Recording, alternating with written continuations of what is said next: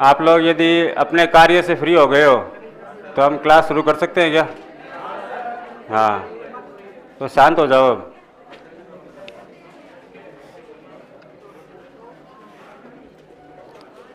State polity कल हमने start की थी और हमने सबसे पहले कार्यपालिका पढ़ना शुरू किया था, एग्जीक्यूटिव। और कार्यपालिका में हमने सबसे पहले पढ़ा था राज्यपाल के बारे में। राज्यपाल के संबंध में कुछ आर्टिकल, कुछ अनुच्छेद हमने पढ़े थे। इससे पहले हमने उसके बारे में 2-3 पॉइंट लिखे थे कि राज्यपाल नाम मात्र की कार्यपालिका का प्रमुख होता है, राज्य का संवैधानिक प्रमुख होता है, हेड ऑफ द स्टेट होता है। राज्यपाल राज्य का प्रथम नागरिक होता है। अब बातें नहीं करनी, अभी क्लास शुरू हो गई है, ठीक है। इसके अलावा राज्यपाल के संबंध में हमने कुछ आर्टिकल पढ़े थे। सबसे पहले हम पढ़ते हैं आर्टिकल 153, और 153 में राज्यपाल के पद का उल्लेख किया गया है। अभी भी आप लोग अपने निजी कार्यों में लगे हुए हो।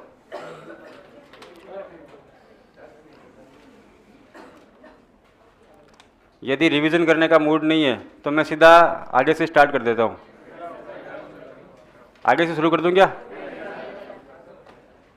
मुझे लगता है कि कल जो पढ़ाया है उसको एक बार वापस रिवीजन करवाया जाए ताकि आप उससे कनेक्ट हो सको, क्योंकि घर जाने के बाद आपको वैसे ही बहुत सारे काम होते हैं। पढ़ना ही काम थोड़ी है केवल, जीवन में और भी बहुत सारे काम होते हैं। पढ़ाई केवल कहाँ होती है? क्लास में ही होती है। तो क्लास में वापस एक बार उसका रिवीजन किया जाए जो हमने कल पढ़ा है।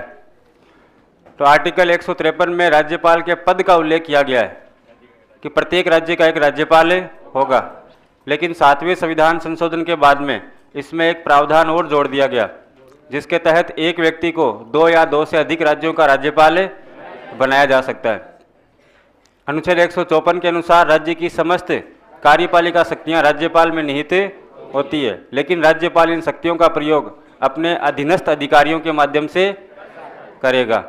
यहाँ पर अधीनस्थ अधिकारियों का मतलब है मुख्यमंत्री और मंत्री परिषद, ठीक है। 155 हम पढ़ते हैं जिसमें राज्यपाल की नियुक्ति का प्रावधान किया गया है। तो राज्यपाल की नियुक्ति कौन करेगा? राष्ट्रपति करेगा। भारत का जो राष्ट्रपति है वो राज्यपाल की नियुक्ति करता है, जबकि राज्यपाल कौन बनेगा इसका चयन कौन करता है? प्रधानमंत्री या केंद्र सरकार करती है, ठीक है। और जो राज्यपाल होता है वो राष्ट्रपति के प्रसाद पर्यंत अपना पद धारण करता है। इसके बाद हम पढ़ते हैं कि यदि राज्यपाल अपना त्यागपत्र देना चाहता है तो त्यागपत्र किसको देगा? वो राष्ट्रपति को देगा। ये कौन सा आर्टिकल था? 155। इसके बाद हम पढ़ते हैं 156। 156 में राज्यपाल की पदावधि या उसका कार्यकाल दिया गया है। तो राज्यपाल का जो कार्यकाल है वो कार्यकाल 156 में, हाँ, कार्यकाल कितना होता है?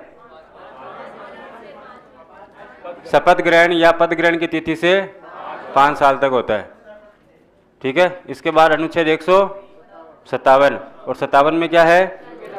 राज्यपाल पद की और योग्यता में उसकी आयु कितनी होनी चाहिए?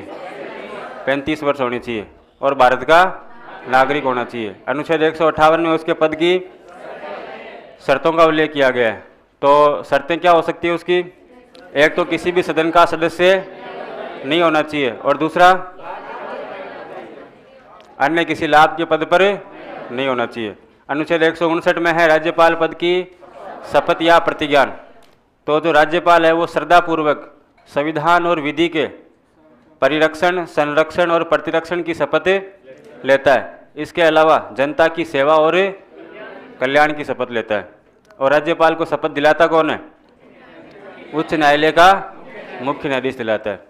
इसके बाद पढ़ते हैं हम अनुच्छेद 161 पढ़ते हैं। 61 के अंदर राज्यपाल की समाधान शक्तियाँ हैं, जिसमें राज्यपाल किसी भी व्यक्ति को किसी भी व्यक्ति की सजा को कम कर सकता है, सजा की प्रकृति को परिवर्तन कर सकता है, या उसकी सजा पर अस्थायी रूप से रोक लगा सकता है। लेकिन राज्यपाल मृत्युदंड के मामले में किसी व्यक्ति को पूर्ण रूप से क्षमा नहीं कर सकता।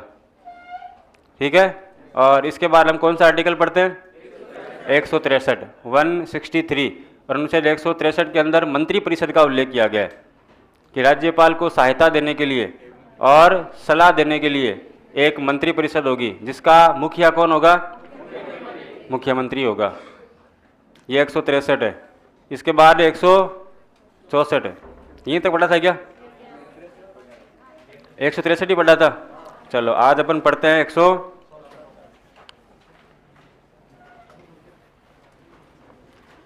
आर्टिकल 164। 163 के अंदर तो मंत्री परिषद का उल्लेख किया गया है कि राज्यपाल को सहायता देने के लिए और सलाह देने के लिए एक मंत्री परिषद होगी, जिसका प्रधान मुख्यमंत्री होगा। ठीक है। यहाँ पर हम पढ़ेंगे 164 में मुख्यमंत्री की नियुक्ति। मुख्यमंत्री की नियुक्ति।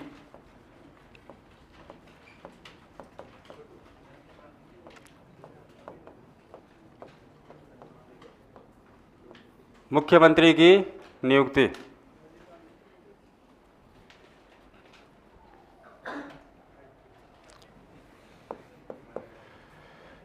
मुख्यमंत्री की नियुक्ति से संबंधित आर्टिकल कौन सा है? 164, अनुच्छेद 164 है। और 164 में लिखा गया है कि जो राज्यपाल है वो मुख्यमंत्री की नियुक्ति करेगा। लेकिन अब मुख्यमंत्री की नियुक्ति किस आधार पर करेगा उसको समझना है। तो राज्य विधानसभा के अंदर जिस दल को सबसे अधिक सीटें प्राप्त होती है, जिसको बहुमत प्राप्त होता है, उसके नेता को राज्यपाल मुख्यमंत्री नियुक्त करता है। तो जैसे ही विधानसभा के चुनाव होते हैं, तो विधानसभा के चुनाव होने के ठीक बाद जब उसके परिणाम आते हैं, तो परिणाम में देखा जाता है कि कौन से दल को बहुमत मिला है। जिस दल को बहुमत मिलता है वो दल अपना एक नेता चुनता है और उसी नेता को राज्यपाल मुख्यमंत्री नियुक्त करता है। जैसे अभी राजस्थान में विधानसभा के चुनाव हुए थे 25 नवंबर 2023 को, और उसके परिणाम आए थे 3 दिसंबर 2023 को। तो जो परिणाम आए उस परिणाम में हमने देखा कि भारतीय जनता पार्टी को मिली 115 सीटें। सर्वाधिक कितनी सीटें मिली? 115। राजस्थान की विधानसभा में कितने सदस्य हैं? कितने हैं? 200 है। तो किसी भी पार्टी को अगर बहुमत प्राप्त करना है तो उसके पास कितनी सीटें होनी चाहिए? 200 में से कम कितनी होनी चाहिए? जिस पार्टी को 101 सीटें प्राप्त होती है उस पार्टी को बहुमत प्राप्त होता है, यानी वह पार्टी सरकार बना सकती है। लेकिन बीजेपी के पास कितनी सीटें थी? 115। इसका मतलब है कि राज्य के अंदर सबसे बड़ी पार्टी या जिस पार्टी को बहुमत मिला है वो पार्टी कौन सी है? बीजेपी है। तो बीजेपी अपने किसी भी एक व्यक्ति को अपने दल का नेता नियुक्त करेगी कि यह व्यक्ति जो है हमारे दल का नेता है और इसको मुख्यमंत्री बनाया जाना चाहिए। उसी व्यक्ति को राज्यपाल मुख्यमंत्री नियुक्त करता है। बात समझ में आ रही है? सिंपल सामान्य भाषा में कहूँ तो विधानसभा में बहुमत प्राप्त दल के नेता को राज्यपाल मुख्यमंत्री नियुक्त करता है। स्पष्ट बहुमत नहीं मिले तो राज्यपाल अपनी स्वविवेकीय शक्तियों का प्रयोग करेगा। मैं आगे पढ़ाऊंगा जब हम पढ़ेंगे राज्यपाल की स्वविवेकीय शक्तियाँ, कि जब किसी भी दल को स्पष्ट बहुमत प्राप्त नहीं होता है, ऐसी कंडीशन में राज्यपाल के पास शक्ति होती है कि वो किसी भी, वैसे तो जो नियम है उस नियम के अनुसार तो ये होता है कि जो सबसे बड़ा दल होता है, जिस दल को सभी दलों में सबसे अधिक सीटें प्राप्त होती है, राज्यपाल उसको इनवाइट करता है सरकार बनाने के लिए। और यदि वह दल सरकार बनाने में सक्षम हो जाता है, फॉर एग्जाम्पल जैसे 200 सीटें हैं, कितनी सीटें हैं? 200। और 200 में से मान लीजिए कि बीजेपी को मिल गई 95 सीटें और कांग्रेस को मिल गई मान लीजिए कि 90 सीटें। कितने हो गई? 185 हो गई। और मान लीजिए निर्दलीय जो प्रत्याशी है या जो अन्य पार्टियां हैं उनको मिली 15 सीटें। अब किसी भी दल को बहुमत नहीं मिल रहा है। मिल रहा है क्या? क्योंकि बहुमत के लिए चाहिए होती है 101 सीटें। किसी भी दल को बहुमत नहीं मिलता है। तो यहाँ पर राज्यपाल जो है अपनी स्वविवेकीय शक्ति का प्रयोग करता है। वैसे कायदे से तो यह होना चाहिए कि इनमें सबसे बड़ी पार्टी कौन सी है? तो बीजेपी को राज्यपाल सरकार बनाने के लिए इनवाइट करे, ठीक है। लेकिन डिपेंड करता है कि केंद्र में सरकार किसकी है। यदि केंद्र में सरकार बीजेपी की है तो जो राज्यपाल है वो बीजेपी को सरकार बनाने के लिए इनवाइट करेगा। लेकिन मान लीजिए यहाँ पर केंद्र में सरकार होती कांग्रेस की, तो जो राज्यपाल है वो कांग्रेस से भी कह सकता है कि आप भी सरकारें बना सकते हो, क्योंकि राज्यपाल राज्य के अंदर केंद्र का एजेंट होता है, केंद्र सरकार का प्रतिनिधि होता है, क्योंकि उसको नियुक्त कौन करता है? प्रधानमंत्री नियुक्त करता है वैसे तो। हालांकि संविधान के अनुसार, संविधान में लिखा हुआ है कि राष्ट्रपति नियुक्त करेगा, लेकिन वास्तव में नियुक्त कौन करता है? प्रधानमंत्री करता है। तो प्रधानमंत्री या केंद्र सरकार जो निर्देश देती है उसकी पालना राज्यपाल करता है। ठीक है, तो नियमों के हिसाब से उसने बीजेपी को, क्योंकि चूंकि बीजेपी सबसे बड़ी पार्टी है, बीजेपी सबसे बड़ी पार्टी है, तो बीजेपी को वह सरकार बनाने के लिए इनवाइट करेगा। लेकिन सरकार बनाने के लिए इनवाइट तो कर दिया, लेकिन सरकार बनाने के लिए सीटें कितनी चाहिए? 101। अब बीजेपी के किसी व्यक्ति को इन्होंने मुख्यमंत्री नियुक्त कर दिया, ठीक है, बीजेपी के किसी भी व्यक्ति को, मान लीजिए भजनलाल शर्मा ही है, भजनलाल शर्मा को मुख्यमंत्री नियुक्त कर दिया, लेकिन राज्यपाल उसको समय देगा, मान लीजिए कि 10 दिन का टाइम दिया कि 10 दिन के अंदर अंदर आपको ये साबित करना पड़ेगा कि आपके साथ 101 विधायक है। कितने विधायक हैं? कम से कम 101 विधायक होने चाहिए, तभी आप मुख्यमंत्री के पद पर बने रहोगे। तो यदि 10 दिनों के अंदर अंदर भजनलाल शर्मा ये साबित कर देते हैं कि मेरे साथ 101 विधायकों का समर्थन है या 101 विधायक मेरे साथ हैं, ऐसी कंडीशन में वो मुख्यमंत्री बने रहेंगे। लेकिन यदि वो साबित नहीं कर पाते हैं, मान लीजिए कि जोड़ तोड़ के द्वारा उनके साथ 4 ही विधायक आए और कितने विधायक हो गए? 99, अभी भी 2 विधायक कम है, ऐसी कंडीशन में मुख्यमंत्री पद से उनको इस्तीफा देना पड़ेगा। और अब राज्यपाल कांग्रेस को इनवाइट करेगी, यदि आपके पास समर्थन है तो आप सरकार बना लीजिए, और कांग्रेस के पास 90 है, और मान लीजिए कि कांग्रेस किसी भी प्रकार से 11 विधायक जुटाने में असमर्थ हो गई, जुटा लिए इसने, और इसके कितने हो गए, तो सरकार किसकी बन जाएगी? और मुख्यमंत्री किसका बनेगा? कांग्रेस का बनेगा।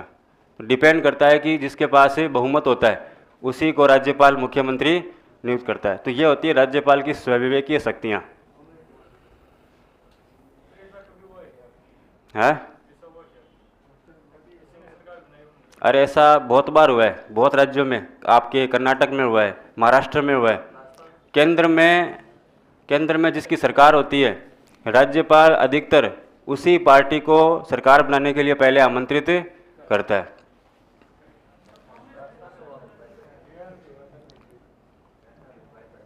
अब जो काम की चीज़ है वो पढ़ लो, ठीक है। प्रैक्टिकल चीज़ें एग्ज़ाम में नहीं आती है, एग्ज़ाम में थ्योरी आती है, सवाल वो यहाँ से पूछेंगे, वो ये नहीं पूछेंगे सरकार किसने बनाई किसने नहीं बनाई, वो तो मैं बाद में समझा दूंगा जब आपका कोर्स हो जाएगा ना, उस दिन बुलाना मुझे एक दिन, पूरे दिन मैं आपको यही बताऊंगा कौन से स्टेट में किसकी सरकार बनी और किसकी नहीं बनी, सब समझा दूंगा मैं। ये लिखो,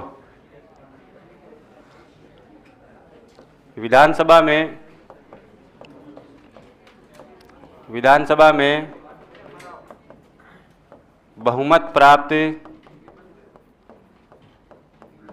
प्राप्त दल के नेता को राज्यपाल मुख्यमंत्री नियुक्त करता है। विधानसभा में बहुमत प्राप्त दल के नेता को राज्यपाल मुख्यमंत्री नियुक्त करता है, ठीक है। जिस दल को बहुमत होता है राज्यपाल उसी को मुख्यमंत्री नियुक्त करता है। और मुख्यमंत्री नियुक्त करने के बाद राज्यपाल मुख्यमंत्री की सलाह से अन्य मंत्रियों की भी नियुक्ति करता है, क्योंकि मुख्यमंत्री अकेला सरकार में काम नहीं कर सकता, उसकी एक पूरी टीम होती है, और उस टीम में कौन कौन मंत्री होंगे इसका डिसीजन कौन लेगा? मुख्यमंत्री लेगा। जिन व्यक्तियों को मुख्यमंत्री पसंद करता है या जो मुख्यमंत्री के चहेते होते हैं वही व्यक्ति मुख्यमंत्री की मंत्रिपरिषद में शामिल होते हैं, और मुख्यमंत्री की सलाह से ही राज्यपाल अन्य मंत्रियों की नियुक्ति करता है। तो मुख्यमंत्री की सलाह से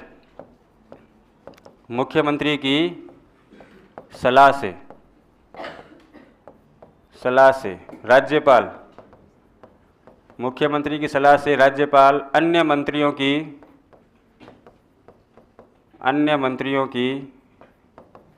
नियुक्ति करता है। मुख्यमंत्री की सलाह से राज्यपाल अन्य मंत्रियों की नियुक्ति करता है, ठीक है। तो पहले तो मुख्यमंत्री की नियुक्ति करता है। तो एग्जाम में सवाल ऐसे पूछा जाएगा कि राज्यपाल किस अनुच्छेद के तहत मुख्यमंत्री की नियुक्ति करता है? अनुच्छेद 164।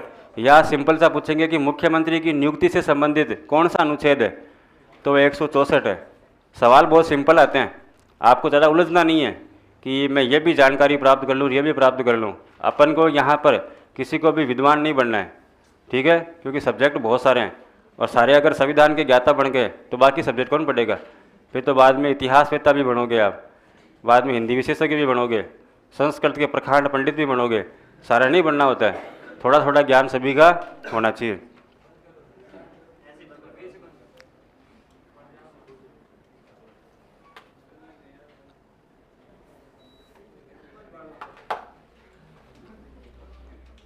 ठीक है, तो मुख्यमंत्री की सलाह से अन्य मंत्रियों की नियुक्ति करता है।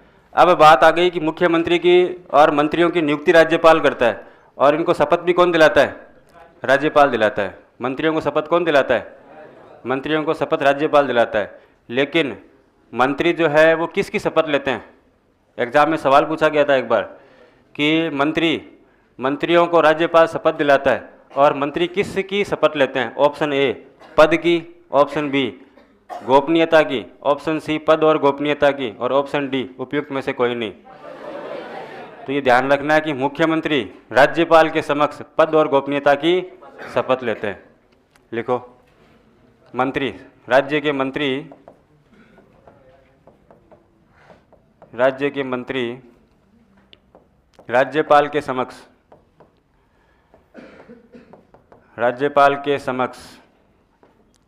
पद व गोपनीयता की शपथ लेते हैं। राज्य के जो मंत्री हैं वो राज्यपाल के समक्ष किसकी शपथ लेते हैं? पद और गोपनीयता की शपथ लेते हैं। राज्य के मंत्री राज्यपाल के समक्ष पद व गोपनीयता की शपथ लेते हैं।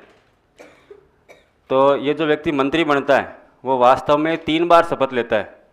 अगर आपने संविधान की अनुसूची 2 को ध्यान से पढ़ा है, संविधान की अनुसूची 3 को, अनुसूची 3 के अंदर पदाधिकारियों की शपथ का उल्लेख किया गया है।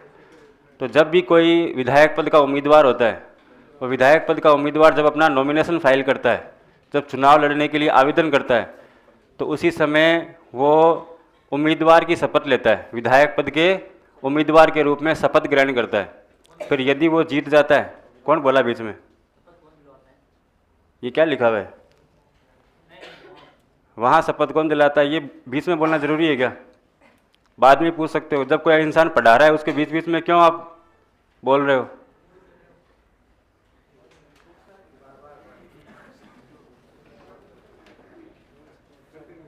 जब मैं बोल रहा हूँ उस समय बीच में नहीं बोलें। जब मेरी बात कंप्लीट हो जाए उसके बाद आप मेरे से 1000 सवाल पूछें, मैं सारे सवालों के जवाब दूंगा आपको, ठीक है? इस प्रकार से बीच में क्लास को डिस्टर्ब नहीं करते। आप सब लोग शिक्षक हो और कल को आप भी शिक्षक बनोगे। नहीं बनना है क्या शिक्षक? हाँ, तो शिक्षक बनने के लिए सभी यहाँ पे आए। और कल को जब आप शिक्षक बनोगे और आपके बीच में कोई बोलेगा तो आपको कैसा लगेगा? फ्लो टूट जाता है। मैं मुश्किल से तो याद करके आता हूँ, समझते नहीं हो आप, ठीक है? मैं सोचता हूँ कि जो मैं याद करके आया हूँ मैं फटाफट बोल दूँ उसको, बाद में भूल जाऊँगा। तो ऐसे बीच में मत बोला करो। वहाँ पे शपथ कौन दिलाएगा बताओ? आप खुद समझदार हो, आपने देखा ही होगा। तो जो पीठासीन अधिकारी होता है, सामने एसडीएम होता है या फिर जो भी होता है वहाँ पे, वो शपथ दिलाता है। वो सामने बैठी रहती है, महिला होती है या फिर पुरुष, जो भी एसडीएम है, जो उस समय निर्वाचन अधिकारी होता है, वो वहाँ पे सामने बैठा रहता है और उसके सामने वो खड़ा होकर उम्मीदवार शपथ लेता है। ये एग्ज़ाम में भी नहीं पूछेंगे आपको, तो इतनी जानकारी इकट्ठी नहीं करनी है। मैं जितनी जानकारी आपको दे रहा हूँ वो पर्याप्त है आपके लिए, ठीक है? इस बात का भरोसा रखा जाए, ठीक है? तो मैं क्या बता रहा था, याद दिलाओ मेरे को।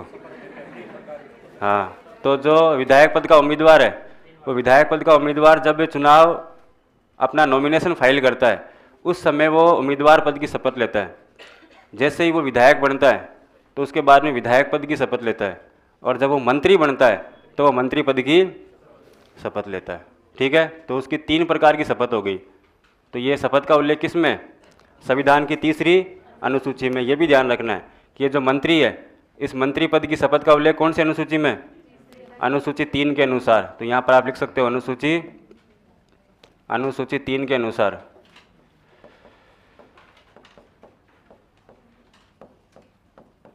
अनुसूची 3 के अनुसार पद और गोपनीयता की शपथ लेता है।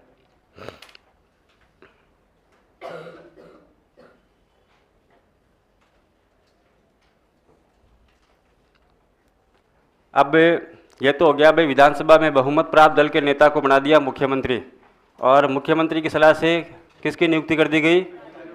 मंत्रियों की नियुक्ति कर दी गई, ठीक है, और मंत्रियों को शपथ भी दिला दी गई। अब सवाल ये उठता है कि कितने मंत्रियों को नियुक्त किया जाए, यानी मंत्रिपरिषद में मंत्रियों की संख्या कितनी होनी चाहिए, इसका भी तो निर्धारण किया जाए, ठीक है।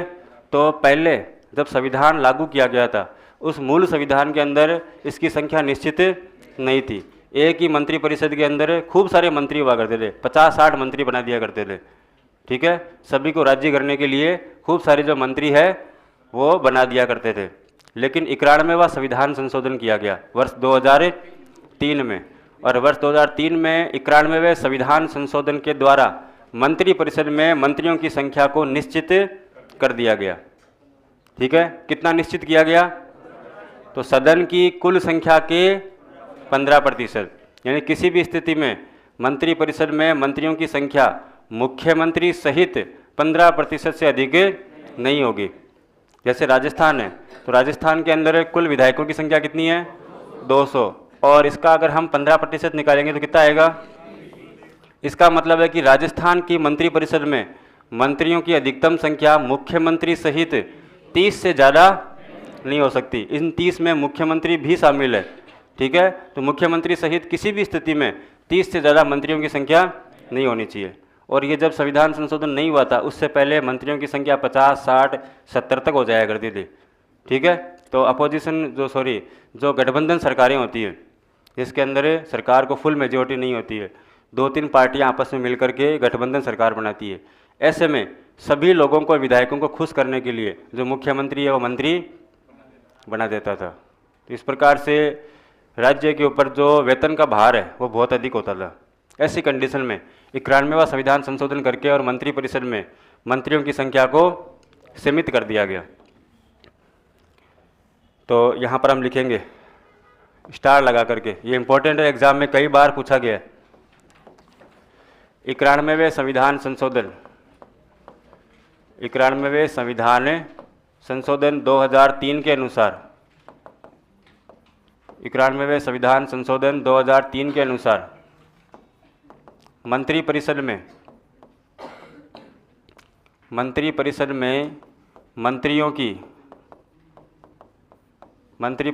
मंत्रियों की अधिकतम संख्या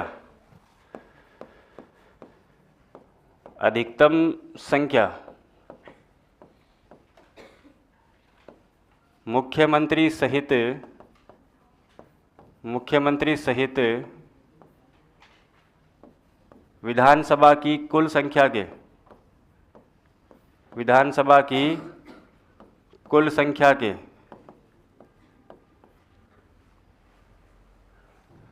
कुल संख्या के 15% से या 15% हो सकती है। अधिकतम संख्या कितनी हो सकती है? 15% तक हो सकती है।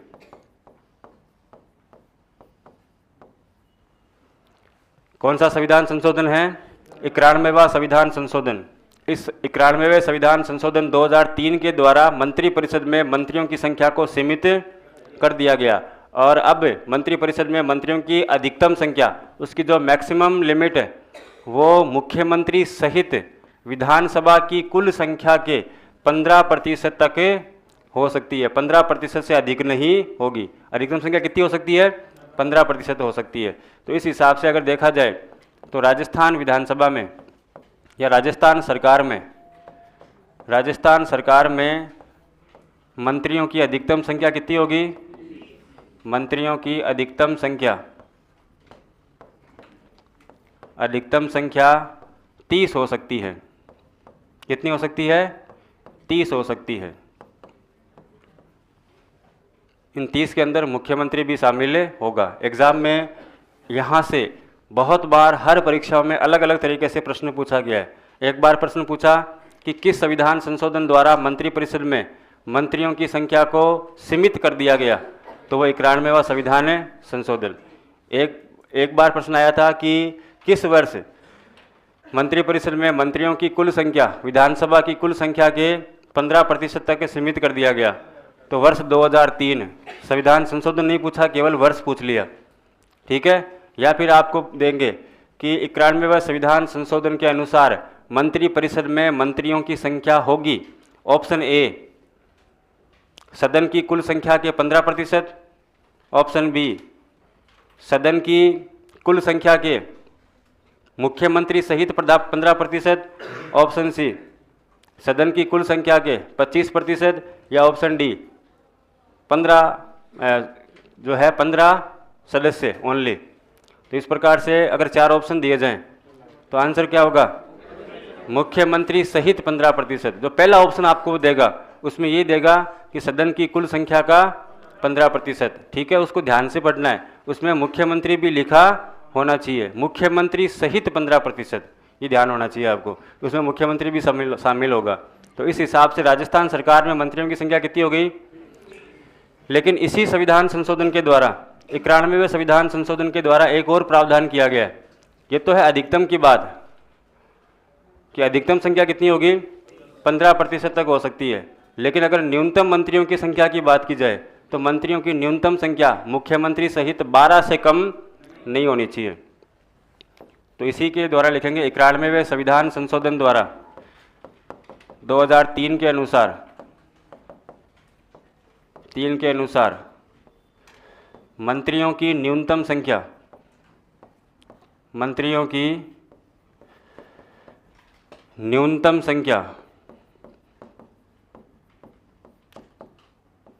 12 से कम या मुख्यमंत्री सहित 12 से कम नहीं होनी चाहिए। न्यूनतम संख्या मुख्यमंत्री सहित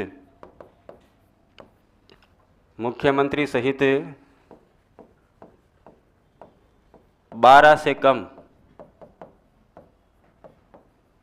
नहीं होगी।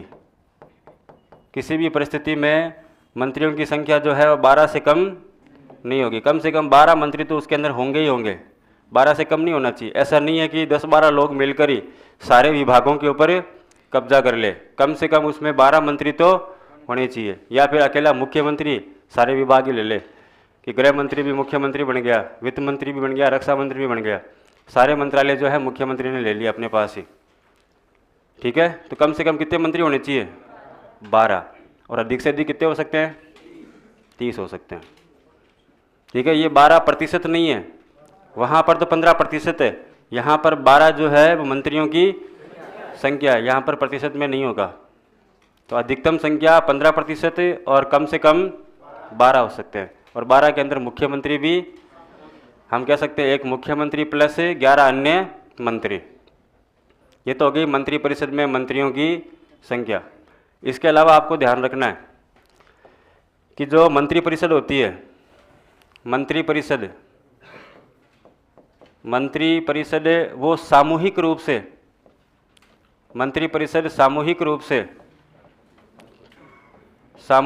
से विधानसभा के प्रति उत्तरदायी होती है। किसके प्रति? विधानसभा के प्रति उत्तरदायी होती है। तो यहाँ पर एसएसटी के बैठे होंगे ना, हाँ, तो उनको तो पता ही होगा। कौन कौन है एसएसटी के? हाथ खड़े करो, देखे कितने एक लोग हैं। इतने ही हो क्या? आधे लोग तो हाथ भी खड़े नहीं करते। बढ़ने दो, जो भी है अपने हिसाब से बता दो। तो मंत्रिपरिषद में जो मंत्रिपरिषद होती है वो सामूहिक रूप से किसके प्रति उत्तरदायी होती है? विधानसभा के प्रति उत्तरदायी होती है। यानी मंत्रिपरिषद का या काउंसिल ऑफ जो मिनिस्टर्स है उसकी जो कलेक्टिव रेस्पॉन्सिबिलिटी होती है, सामूहिक उत्तरदायित्व होता है, वो किसके प्रति होता है? विधानसभा के प्रति होता है, ठीक है। जब हम केंद्र सरकार पढ़ते हैं, जब हम संघ सरकार पढ़ते हैं, तो वहाँ हम पढ़ते हैं कि जो संघ की मंत्रिपरिषद होती है वो सामूहिक रूप से लोकसभा के प्रति उत्तरदायी होती है। उसी प्रकार से राज्यों के अंदर राज्यों की मंत्रिपरिषद सामूहिक रूप से विधानसभा के प्रति उत्तरदायी। एक एक जो लाइन में लिखा रहा हूँ वो सारे के सवारे प्रश्न हैं एग्जाम के क्या हैं? हाँ, सवाल है एग्जाम के, वही लिखा रहा हूँ मैं। सभी को सीरियसली एकदम सीरियस होकर पढ़ना है, एक भी लाइन फालतू नहीं लिखा रहा हूँ आपको। यहाँ से भी एग्ज़ाम में कम से कम 2-3 करोड़ बार सवाल पूछा गया है कि मंत्री परिषद सामूहिक रूप से किसके प्रति उत्तरदायी होती है? ऑप्शन ए राष्ट्रपति के प्रति, ऑप्शन बी मुख्यमंत्री के प्रति, ऑप्शन सी उच्च न्यायालय के मुख्य न्यायाधीश के प्रति, या ऑप्शन डी राज्यपाल के प्रति। हाँ, चारों ही नहीं है क्या ऑप्शन में? तो उपयुक्त में से कोई नहीं, कौन सा होगा? विधानसभा होगा, ध्यान रखना। तो मंत्री परिषद सामूहिक रूप से विधानसभा के प्रति उत्तरदायी होती है। लेकिन अब देखो मेरी बात, यहाँ पे अगर पूछा जाए सामूहिक रूप के स्थान पर अगर व्यक्तिगत रूप की बात की जाए कि मंत्री व्यक्तिगत रूप से किसके प्रति उत्तरदायी होते हैं? तो व्यक्तिगत रूप से राज्यपाल के प्रति उत्तरदायी होते हैं, राज्यपाल के प्रति उत्तरदायी होते हैं। तो जिन्होंने अगर संघ सरकार पढ़ी हुई है, केंद्र सरकार पढ़ी है, उनके लिए राज्य सरकार बहुत ही आसान है।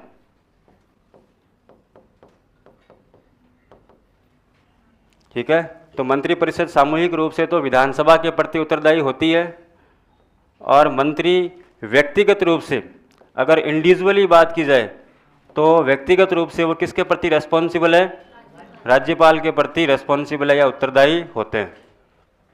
तो कलेक्टिव रेस्पॉन्सिबिलिटी होती है विधानसभा के प्रति और व्यक्तिगत रेस्पॉन्सिबिलिटी होती है राज्यपाल के प्रति। हैं? इसका क्या मतलब होता है? इसका मतलब ये होता है कि जो मंत्री परिषद के सदस्य होते हैं वो विधानसभा के ही सदस्य होते हैं। ठीक है, और चूंकि विधानसभा को जनता द्वारा चुना जाता है तो इनकी जो जिम्मेदारी है वो भी विधानसभा के प्रति होती है। यदि मंत्री परिषद कोई गलती करती है या कोई ऐसा काम करती है जो कि संविधान सम्मत नहीं है, या कोई करप्शन या घोटाला करती है, ऐसी कंडीशन में विधानसभा उसके खिलाफ अविश्वास प्रस्ताव लेकर के आ सकती है। यानी मंत्रियों के खिलाफ अविश्वास प्रस्ताव या निंदा प्रस्ताव जारी किया जा सकता है। या हम कह सकते हैं कि मंत्री परिषद कोई भी काम करती है, उस काम का जो हिसाब किताब है वो उसको विधानसभा के समक्ष रखना पड़ता है। ठीक है, कोई भी निर्णय करती है, कोई भी कार्य करती है, डिसीजन लेती है, तो उसको विधानसभा में जवाब देना पड़ता है कि वो जो कार्य कर रही है उसका क्या रीज़न है, उसका क्या कारण है। इसका मतलब है कि उसका जो उत्तरदायित्व है, उसकी जो रेस्पॉन्सिबिलिटी है वो किसके प्रति है? विधानसभा के प्रति है। ठीक है, तो मंत्री परिषद के जो सदस्य होते हैं वो विधानसभा के प्रति उत्तरदायी होते हैं। सामूहिक का मतलब है कि कोई भी निर्णय मंत्री परिषद में अकेला एक मंत्री नहीं लेता है। ठीक है, मंत्री परिषद में किसी भी मंत्री का जो निर्णय होता है वो मंत्री परिषद का सामूहिक निर्णय होता है। ऐसा कभी नहीं हो सकता कि मंत्री परिषद में किसी एक सदस्य ने कोई डिसीजन लिया है और उससे मंत्री परिषद के बाकी सदस्यों का कोई वास्ता नहीं है। मंत्री परिषद में एक मंत्री के द्वारा लिया गया निर्णय सामूहिक रूप से मंत्री परिषद का निर्णय ही माना जाता है। बात समझ में आ रही है? कोई भी मंत्री, जैसे शिक्षा मंत्री है, उसने अगर कोई डिसीजन लिया है तो वो केवल उसका डिसीजन नहीं है, वो पूरी सरकार का डिसीजन है, वो पूरे मंत्री परिषद का डिसीजन होता है। ये होता है सामूहिक का मतलब। नहीं समझ में आया? हाँ, नहीं आया तो क्लास के बाद में आप और पूछ लेना मेरे से, मैं आपको अकेले में डिटेल से बताऊंगा। अरे हंस क्यों रहे हो, सच में बताऊंगा। ये लिख लिया क्या? अब मेरे को तो गर्मी हो रही है, ऐसी ऑन करो, कर दूं क्या ऐसी ऑन? अभी थोड़ी देर बाद वापस बंद कर देंगे। ये लिख लिया क्या? लिखो लिखो, फटाफट लिखो। ये पर्ची में क्या था? दोनों तरफ ही लिखा हुआ है। गुरु, पहली बात तो ये बताओ कि पर्ची किसने लिखी है? हाथ खड़ा करो देखे। आपने लिखी है क्या? हाँ। प्रश्न है कि गुरुमुख निहाल सिंह को, कि सब ने लिखी है? ये मंत्री परिषद के सामूहिक उत्तरदायित्व है। गुरुमुख निहाल सिंह को प्रथम राज्यपाल कब नियुक्त किया गया? 1 नवंबर 1956 को तो उन्होंने पद ग्रहण किया था। मतलब नियुक्त कब किया गया, उसकी डेट है क्या?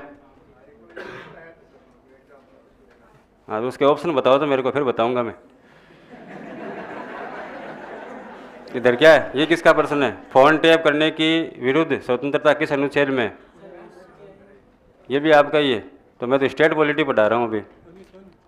वैसे तो ये जो भाषण अभिव्यक्ति की स्वतंत्रता होती है, हाँ 19(1) के अंदर भी जो ए है, 1(a) में जो भाषण अभिव्यक्ति की स्वतंत्रता है, उसके अधीन यह फोन टैप नहीं होने की स्वतंत्रता है। आर्टिकल 21 में नहीं है।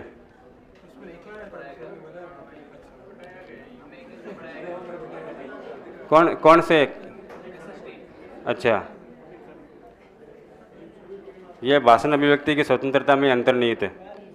ठीक है, और बताओ, और कोई क्वेश्चन है क्या? अभी पूछ लो एक साथ ही, मैं हवा खा रहा हूँ तब तक।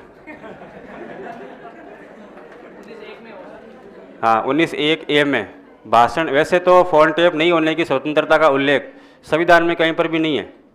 संविधान में इसका उल्लेख कहीं पर भी संविधान में नहीं किया गया है, लेकिन इसको माना गया है कि यह भाषण अभिव्यक्ति की स्वतंत्रता में अंतर्निहित है। और भाषण अभिव्यक्ति की स्वतंत्रता कौन से अनुच्छेद में? 19(1)(a) में है। ठीक है, उसकी जो पहली स्वतंत्रता है 19(1) की, उसी के अंदर अंतर्निहित है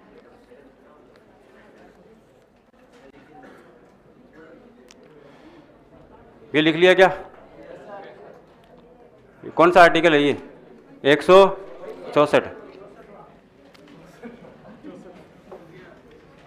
इसके बाद लिखो 165, अनुच्छेद 165।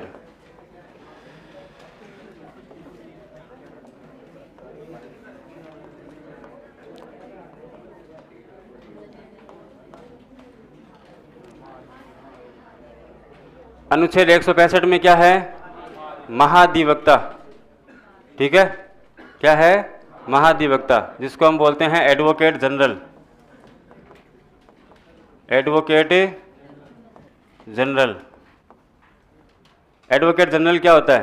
तो एडवोकेट जनरल जो होता है, महाधिवक्ता जो होता है, वह राज्य सरकार का सबसे बड़ा वकील होता है। क्या होता है? सबसे बड़ा वकील होता है। वकील कह सकते हो, या इसको हम बोल सकते हैं कानूनी अधिकारी बोल सकते हो, या सलाहकार बोल सकते हो। कानूनी अधिकारी होता है।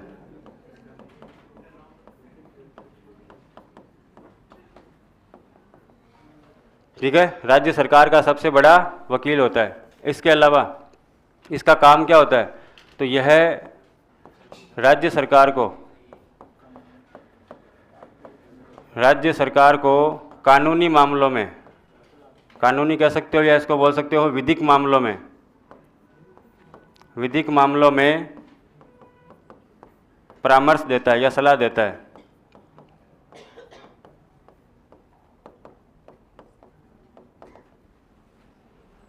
यह कानूनी या विधिक मामलों में परामर्श या सलाह देता है। इसके अलावा यह राज्य सरकार की तरफ से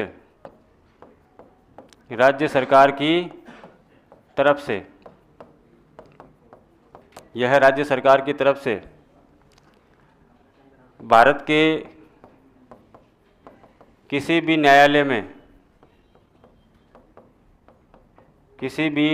में मुकदमों की पैरवी करता है। मुकदमों की पैरवी करता है।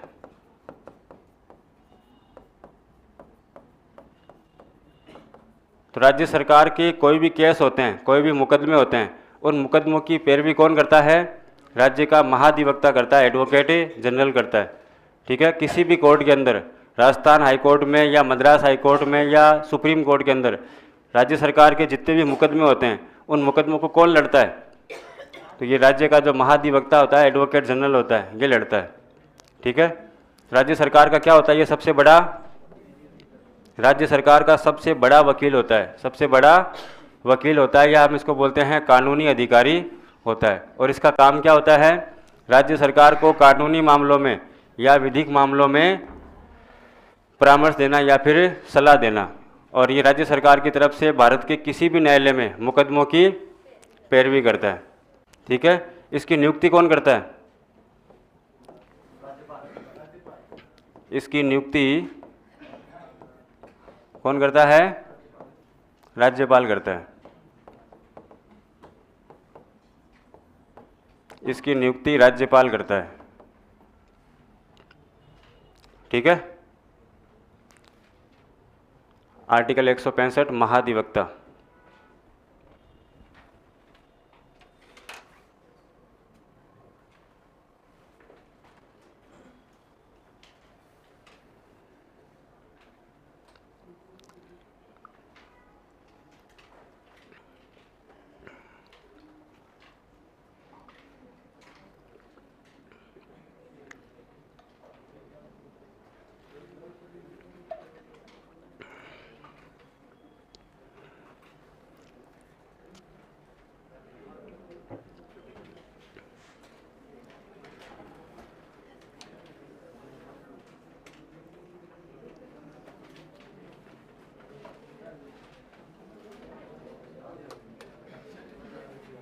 लिख लिया क्या?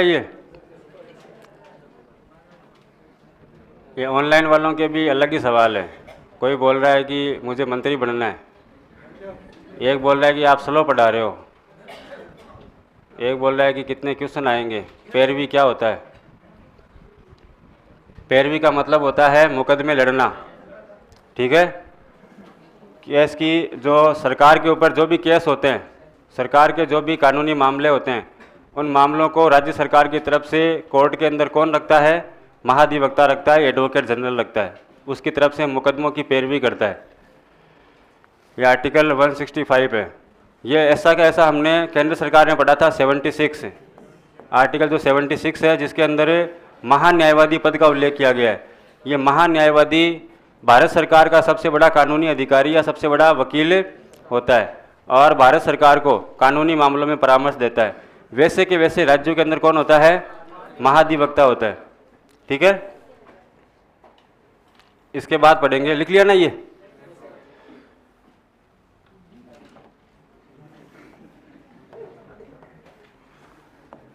अब लिखो आर्टिकल 166 166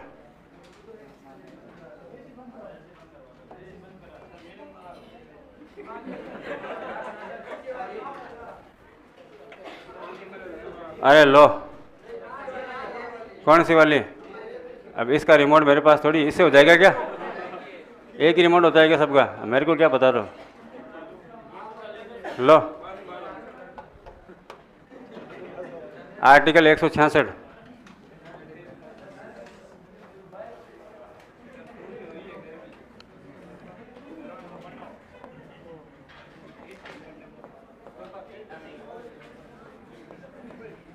राज्य की समस्त,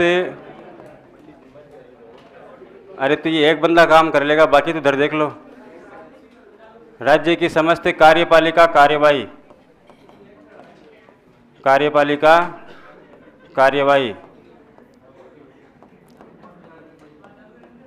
राज्यपाल के नाम से की जाती है।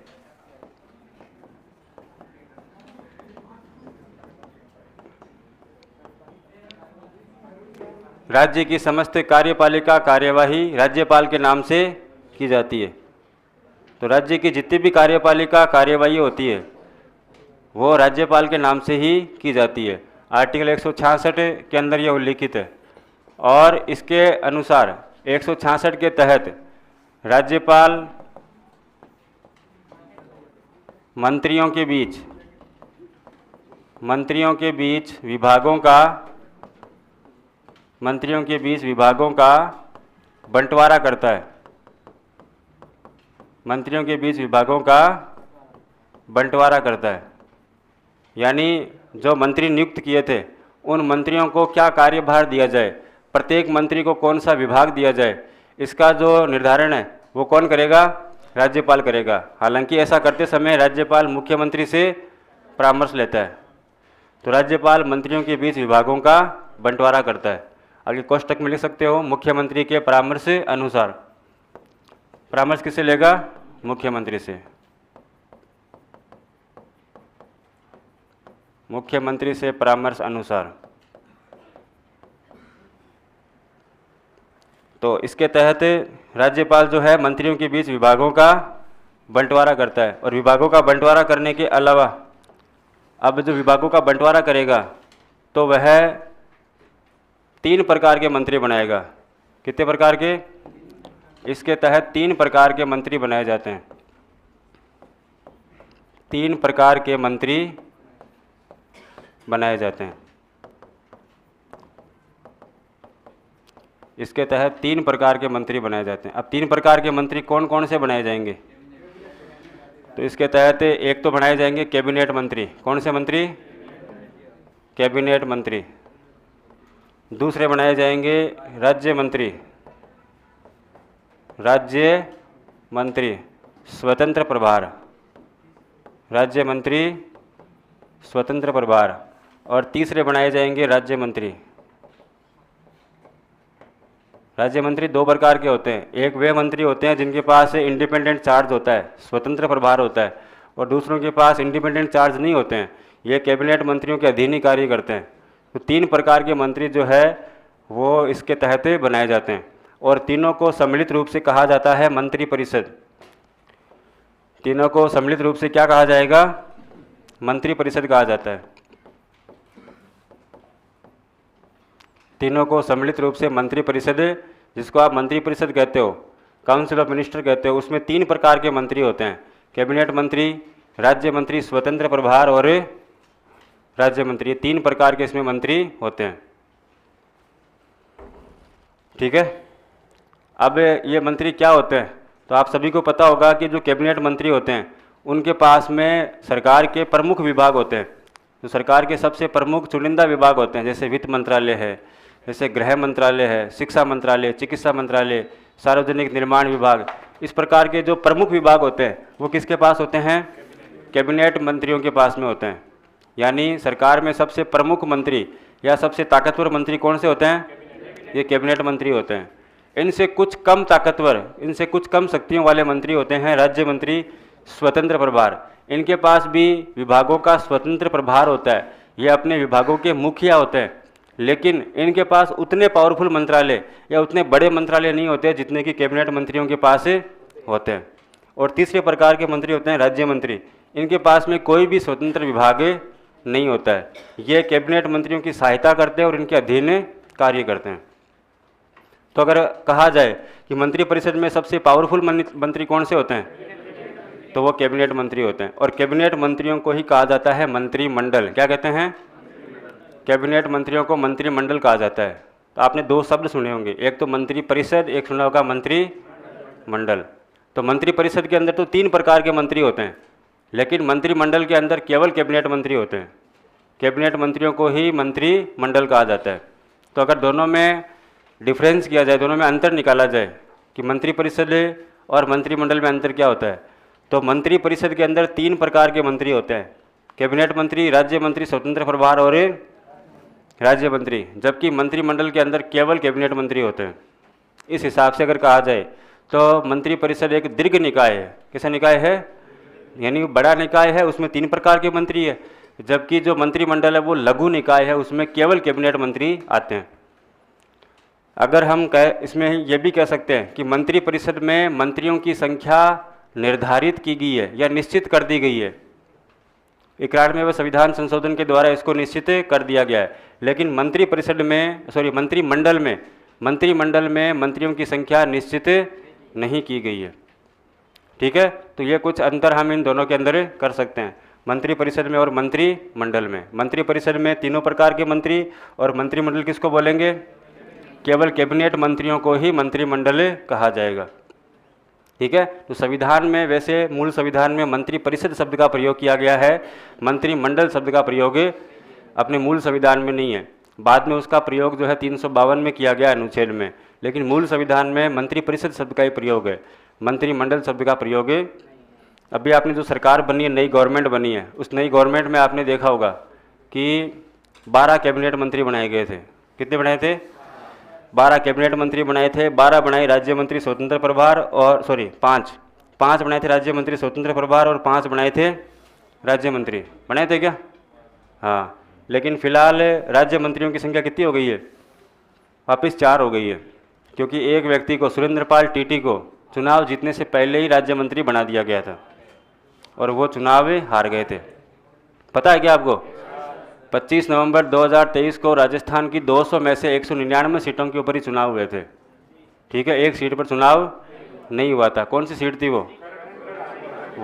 श्री गंगानगर की कर्णपुर विधानसभा सीट थी, वहाँ पर चुनाव नहीं हुआ था। क्यों नहीं हुआ था?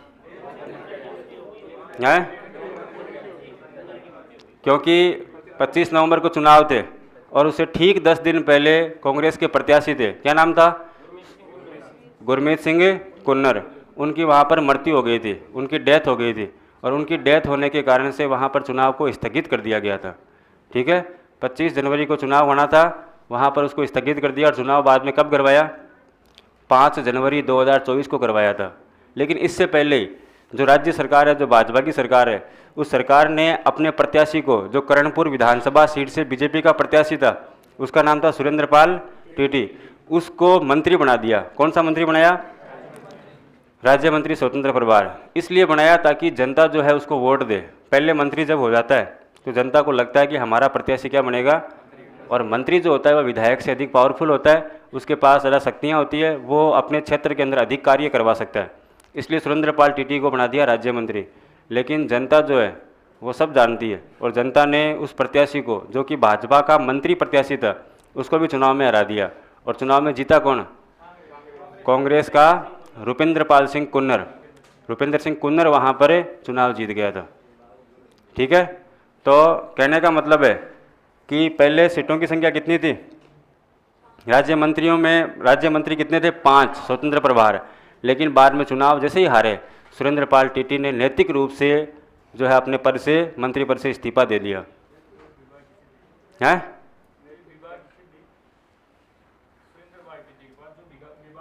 हाँ, किन को दिया गया? अभी वो खाली पड़ा है ना, 4 ही है, इसमें वापस दिया जाएगा बाद में। तो फिलहाल जो राज्य मंत्री 4 ही है, स्वतंत्र प्रभार वाले, उसने इस्तीफा दे दिया। जब मंत्रिमंडल का विस्तार किया जाएगा तो और भी विभाग दिए जाएंगे।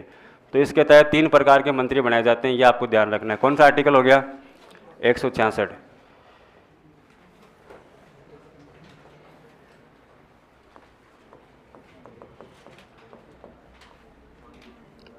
आर्टिकल 167 और 167 के अंदर मुख्यमंत्री के कर्तव्य का उल्लेख है। किसके कर्तव्य है? मुख्यमंत्री के कर्तव्य। लेकिन कर्तव्य किसके प्रति है? राज्यपाल के प्रति है। किसके प्रति है? राज्यपाल के प्रति। क्या कर्तव्य है? तो मुख्यमंत्री का ये कर्तव्य है कि राज्य के प्रशासन और कार्यपालिका संबंधी जितने भी निर्णय लिए जाते हैं, डिसीजन लिए जाते हैं, उन निर्णयों और कार्यों के बारे में राज्यपाल को सूचना देगा। ठीक है, या तो राज्यपाल सूचना मांगे तब तो उसको सूचना देना ही है, लेकिन यदि राज्यपाल सूचना नहीं भी मांगे, ऐसी कंडीशन में भी मुख्यमंत्री का यह दायित्व है, उसका यह कर्तव्य है कि वो राज्यपाल को सूचना देगा। लिखो, मुख्यमंत्री का यह कर्तव्य है कि मुख्यमंत्री का यह कर्तव्य होगा कि राज्य की कार्यपालिका व प्रशासन संबंधी सूचना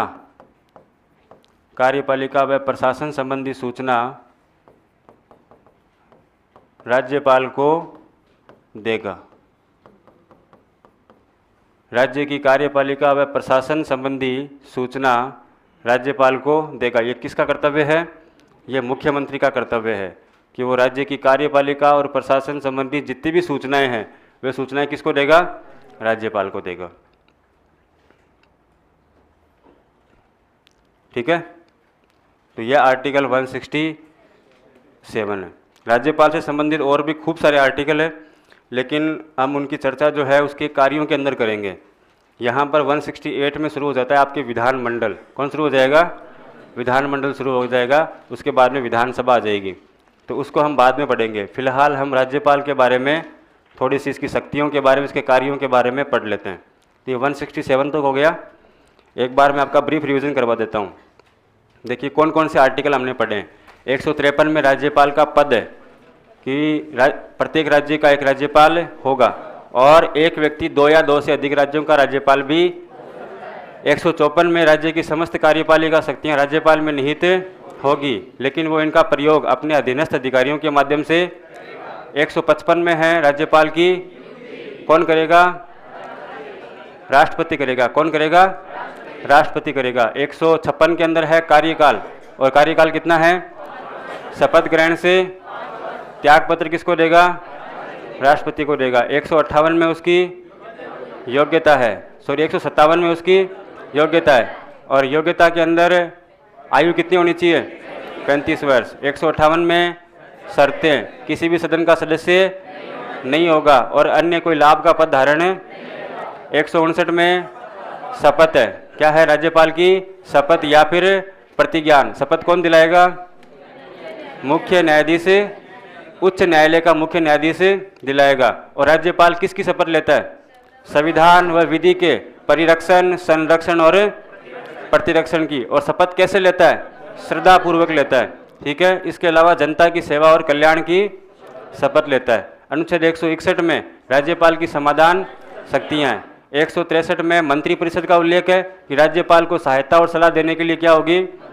मंत्रिपरिषद होगी, जिसका मुखिया या प्रधान कौन होगा? मुख्यमंत्री होगा। इसके बाद 164 में मुख्यमंत्री की नियुक्ति है। मुख्यमंत्री को कौन नियुक्त करेगा? मुख्यमंत्री को राज्यपाल नियुक्त करेगा। कौन नियुक्त करेगा? लेकिन राज्यपाल किसको मुख्यमंत्री नियुक्त करेगा? विधानसभा में बहुमत प्राप्त दल के नेता को राज्यपाल मुख्यमंत्री नियुक्त करता है, और मुख्यमंत्री की सलाह से अन्य मंत्रियों की नियुक्ति करता है। अब अन्य मंत्रियों की, कितनी मंत्रियों की नियुक्ति करेगा? तो 91वें संविधान संशोधन के तहत सदन की कुल संख्या के 15% से अधिक नहीं होनी चाहिए मंत्रियों की संख्या, जिसमें मुख्यमंत्री भी शामिल होगा। और कम से कम मंत्रियों की संख्या कितनी होनी चाहिए? 12 होनी चाहिए, जिसमें एक मुख्यमंत्री होगा और 11 अन्य मंत्री होंगे, ठीक है। और जो मंत्रिपरिषद होती है वो सामूहिक रूप से किसके प्रति उत्तरदायी होती है? वो विधानसभा के प्रति, और व्यक्तिगत रूप से राज्यपाल के प्रति उत्तरदायी होती है। ये कौन सा आर्टिकल हो गया? 164। 165 में है राज्य का महाधिवक्ता। महाधिवक्ता को कौन नियुक्त करता है? राज्यपाल नियुक्त करता है। और ये क्या होता है? राज्य का सबसे बड़ा कानूनी अधिकारी होता है, वकील होता है। कार्य क्या होता है इसका? राज्य सरकार को कानूनी मामलों में, विधिक मामलों में सलाह या परामर्श देना, और राज्य सरकार के मुकदमों की पैरवी करना, ठीक है। 166 में राज्य की जितनी भी कार्यपालिका कार्यवाही है वो राज्यपाल के नाम से की जाएगी। और इसके अलावा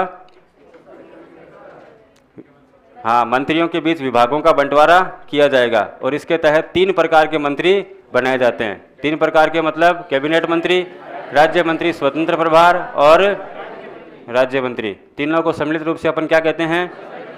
मंत्रिपरिषद कहते हैं। और 167 में हमने पढ़ा मुख्यमंत्री के कर्तव्य, कि राज्य के जो कार्यपालिका और प्रशासन संबंधी सूचनाएं हैं वह राज्यपाल को देना किसका कर्तव्य होगा? मुख्यमंत्री का कर्तव्य होगा। ये अब तक राज्यपाल से संबंधित महत्वपूर्ण आर्टिकल हमने पढ़े हैं। अब हम पढ़ लेते हैं राज्यपाल की कुछ शक्तियों के बारे में, उसके कार्यों के बारे में।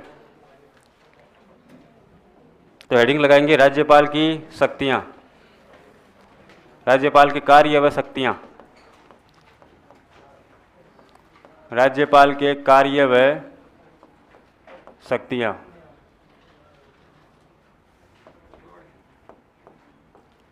राज्यपाल के कार्य व शक्तियां।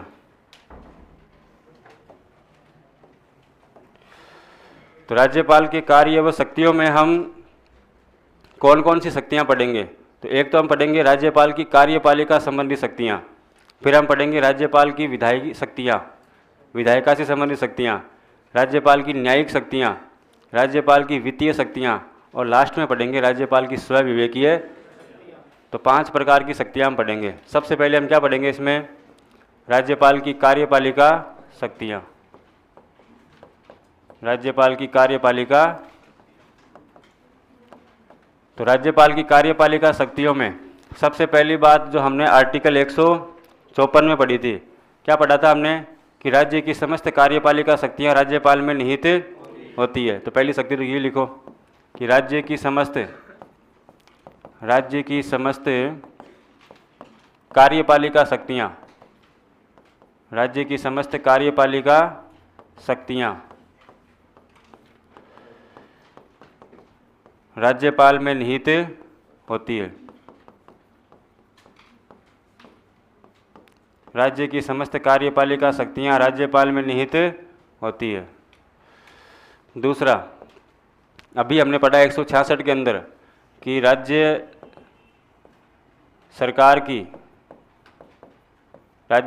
की सभी कार्यपालिका कार्यवाही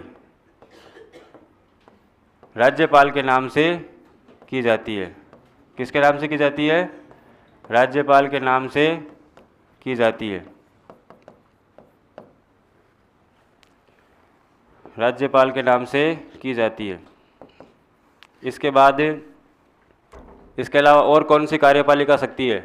तो जो राज्यपाल है वो विधानसभा में बहुमत प्राप्त दल के नेता को मुख्यमंत्री नियुक्त करता है। ये भी क्या है? राज्यपाल की कार्यपालिका शक्ति है। विधानसभा में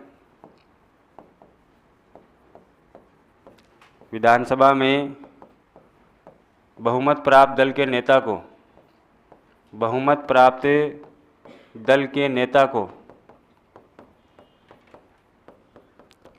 मुख्यमंत्री नियुक्त करता है। ये सब हम आर्टिकल में पढ़ चुके हैं।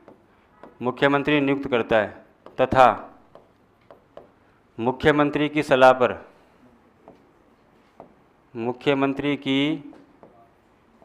पर अन्य मंत्रियों की नियुक्ति करता है। अन्य मंत्रियों की नियुक्ति करता है।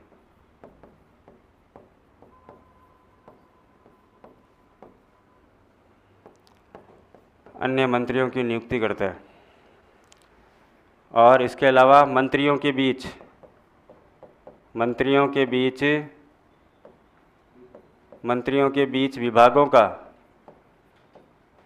विभागों का बंटवारा करता है।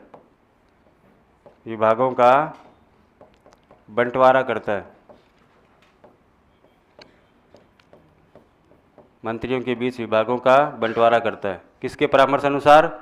मुख्यमंत्री के परामर्श के अनुसार मंत्रियों के बीच जो है विभाग डिवाइड करता है, पोर्टफोलियो डिवाइड करता है। ठीक है। इसके अलावा और कार्यपालिका शक्तियां क्या हो सकती है?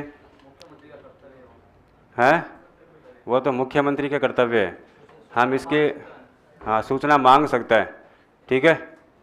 इसके अलावा क्या शक्तियाँ हैं इसकी? तो राज्यपाल जो है वो राज्य के कई आयोग है, उनके अध्यक्ष और सदस्यों की भी नियुक्ति करता है। तो कौन कौन से आयोग ऐसे हैं जिनकी नियुक्ति राज्यपाल करता है? यहाँ तक लिख लिया क्या? हाँ, लिखो।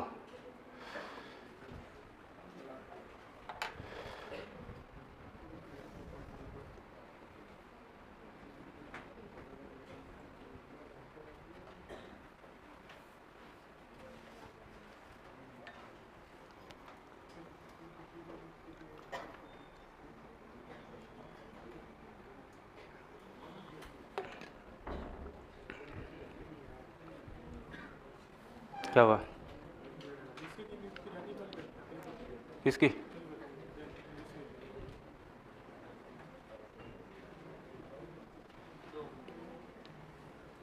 तो सरकारी विश्वविद्यालय होते हैं उनके।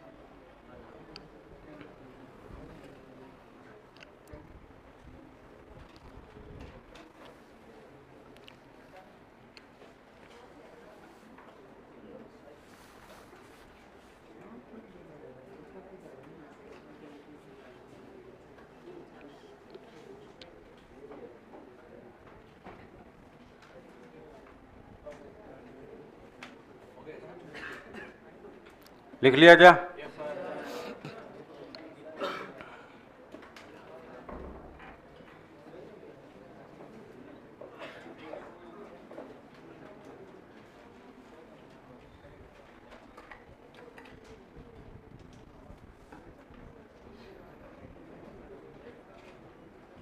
चलो आगे लिखो। किसने नहीं लिखा अभी तक? किसने? और कितने लोग हैं जिन्होंने नहीं लिखा है?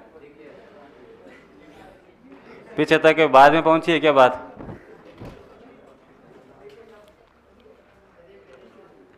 है? कुछ लोग तो नींद ले रहे हैं आराम से। ये पढ़ाते रहो आप।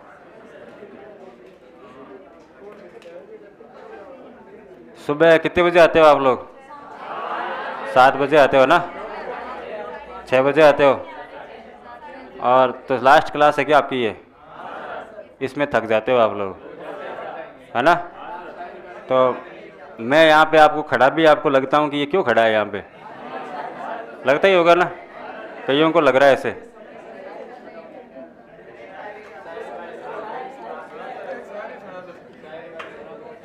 अरे फिर ये भूल जाऊंगा मैं, पहले ये लिख लो।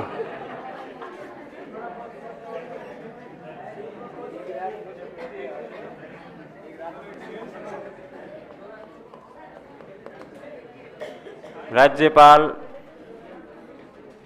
प्रदेश के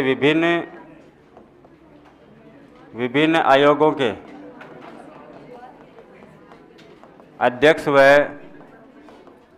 अध्यक्ष व सदस्यों की नियुक्ति करता है। अध्यक्ष व सदस्यों की नियुक्ति करता है। अब आप लोग में से क्या है कि कुछ लोग एसएसटी के बैठे हैं, उनके चेहरों के भाव पढ़ रहा हूँ मैं। उनको लगता है कि ये संविधान का पूरा ज्ञान ही दे दे तो मेरे को, हमें पूरा ही बता दिया जाए। तो ये सब पॉसिबल नहीं है। यहाँ पर जो कॉमन पार्ट चल रहा है उसमें जितना जो लेवल का प्रश्न आपको पूछा जाएगा एग्ज़ाम के अंदर उतना ही पढ़ा जाए तो सिलेबस समय पर होगा। वरना मेरे को तो क्या है, 2 वर्ष 11 माह 18 दिन लगते हैं संविधान में। कितने लगते हैं संविधान को बनने में? उतना ही समय लगेगा बाद में,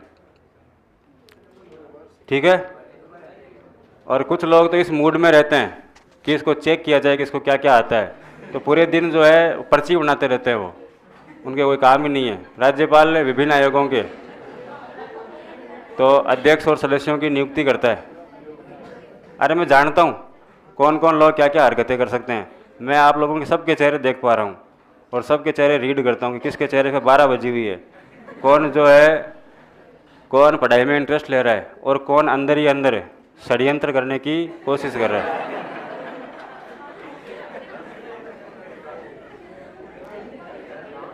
ठीक है? तो एक अभी जो शेर बहुत प्रचलित है और वर्तमान परिस्थितियों में उसको सुनाया भी जाना चाहिए, ठीक है? कुछ लोगों के चेहरे पढ़ करके सुना रहा हूँ मैं कि मलाल है मगर इतना मलाल थोड़ी है। सुना है ना? हाँ, मलाल है मगर इतना मलाल थोड़ी है, ये आँख रोने की शिद्दत से लाल थोड़ी है। और हाँ,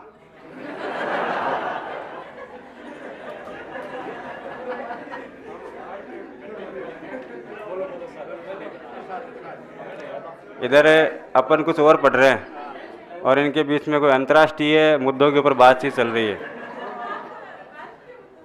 राष्ट्रीय मुद्दों पे चल रही है।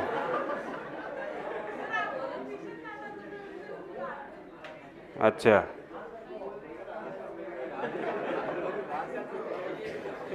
सुनिए कि मलाल है मगर इतना मलाल थोड़ी है, ये आँख रोने की शिद्दत से लाल थोड़ी है। और हर बार जीतना ही जरूरी नहीं है जिंदगी में, कभी कभी हार कर जाना भी जरूरी है।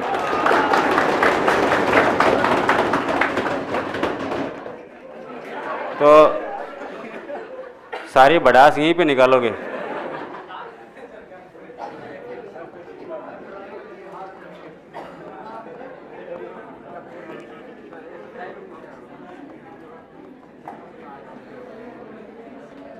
राज्य लोक सेवा आयोग, राज्य निर्वाचन आयोग,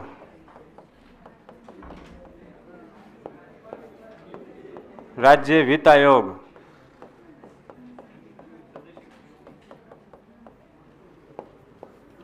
राज्य मानवाधिकार आयोग,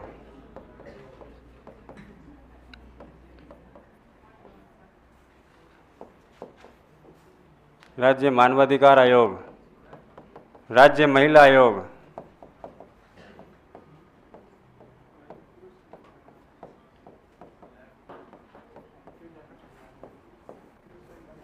लोकायुक्त। ठीक है, ऐसे बहुत सारे आयोग है, लेकिन कुछ महत्वपूर्ण आयोग के नाम हमने लिखे हैं।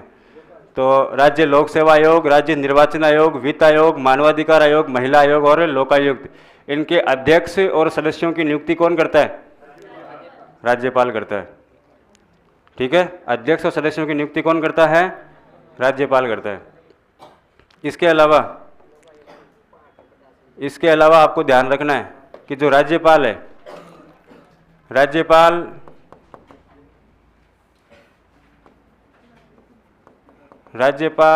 राज्य के सरकारी विश्वविद्यालयों के कुलपतियों की नियुक्ति करता है। कुलपतियों की नियुक्ति करता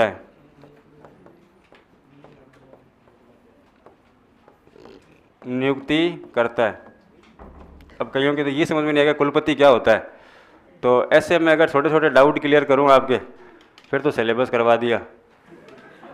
तो कुलपति क्या होता है? जैसे स्कूल में हेडमास्टर होते हैं, ठीक है, बाद में वो हेडमास्टर हाई स्कूल का जब होता है उसको क्या बोलते हैं आप? प्रधानाचार्य या प्रिंसिपल बोलते हो। ठीक है, इसी प्रकार से जो विश्वविद्यालय होते हैं, यूनिवर्सिटीज़ होती है, उसमें जो सबसे बड़ा अधिकारी होता है उसको क्या बोलते हैं? और उन कुलपतियों की नियुक्ति कौन करता है? राज्यपाल करता है। तथा स्वयं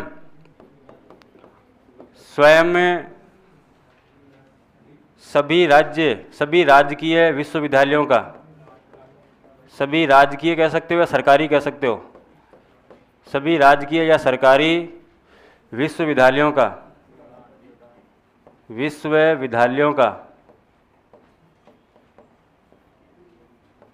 कुलाधिपति होता है।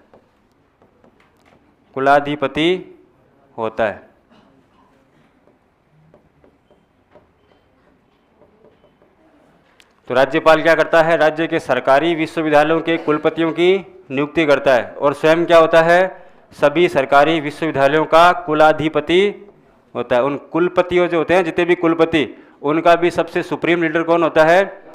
राज्यपाल होता है। ठीक है, तो यहाँ पर ध्यान ये रखना है कि जो राज्यपाल है वो राज्य के सरकारी विश्वविद्यालयों के कुलपतियों की नियुक्ति करता है, निजी विश्वविद्यालयों की नहीं करता है।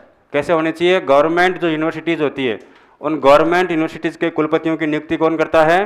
राज्यपाल। एग्जाम में सवाल पूछा गया है कि राज्यपाल नियुक्ति करता है निजी विश्वविद्यालयों के कुलपतियों की, सरकारी विश्वविद्यालयों के कुलपतियों की, ऑप्शन सी में निजी व सरकारी दोनों प्रकार के विश्वविद्यालयों के कुलपतियों की, या ऑप्शन डी उपयुक्त में से कोई नहीं।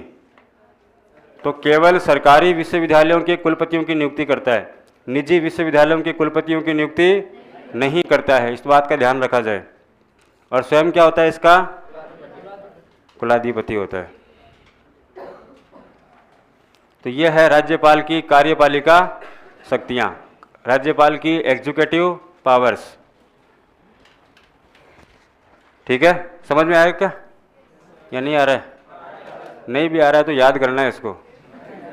ज़्यादा ना लोड नहीं लेनी है सिलेबस को लेकर के। जो पढ़ रहे हैं उसको इतना भी ज़्यादा लोड नहीं लेना है। अच्छा, लिख रहे हो क्या? हाँ, तो लिख लो। तो ऐसे नाराज़ क्यों हो रहे हो?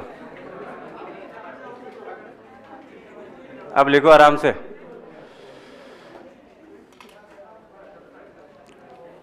पीछे वालों को वैसे ही इतनी दूर कम दिखता होगा। कम दिखता है क्या? तो मैं जब बोलता हूँ उस समय लिख लिया करो साथ साथ में। राज्यपाल प्रदेश के विभिन्न आयोग के अध्यक्ष व सदस्यों की नियुक्ति करता है। और इसमें कौन कौन से आयोग है? राज्य लोक सेवा आयोग, राज्य निर्वाचन आयोग, वित्त आयोग, मानवाधिकार आयोग, महिला आयोग और लोकायुक्त। यहाँ तक लिख लिया। इसके बाद इधर लिखा हुआ है राज्यपाल राज्य के सरकारी विश्वविद्यालयों के कुलपतियों की नियुक्ति करता है तथा स्वयं सभी राजकीय या सरकारी विश्वविद्यालयों का कुलाधिपति होता है।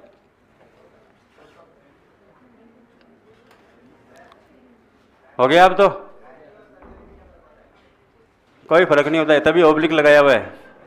बीच में ओब्लिक का मतलब यही है कि दोनों का मतलब एक ही होता है। हाँ हैं, दोनों शब्द क्यों लिखे, ये भी चिंता का विषय है क्या? क्लियर करने के लिए कि कईयों को राजकीय समझ में नहीं आए तो मैंने सरकारी लिख दिया। आपको दोनों में से जो शब्द समझ में आए, पसंद आए, वो लिख लो। आप लोग बहुत लोड लेते हो रे कि ये क्यों लिख दिया यार, ये क्यों नहीं लिखाया, इतने लोड मत लिया करो। हैं,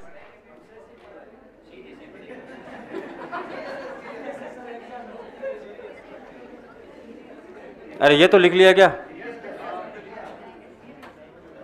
अब तो चेंज कर दूं क्या पेज? अब लिखो राज्यपाल की विधायी शक्तियां।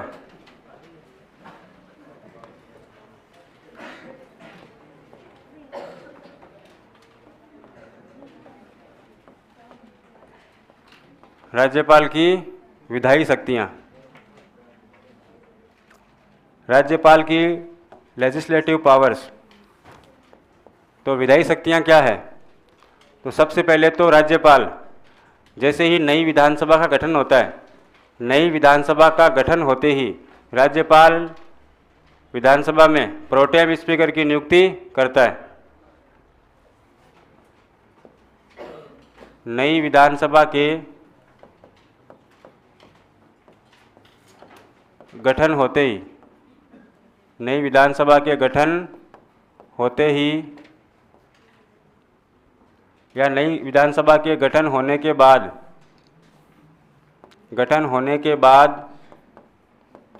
पहली बैठक में राज्यपाल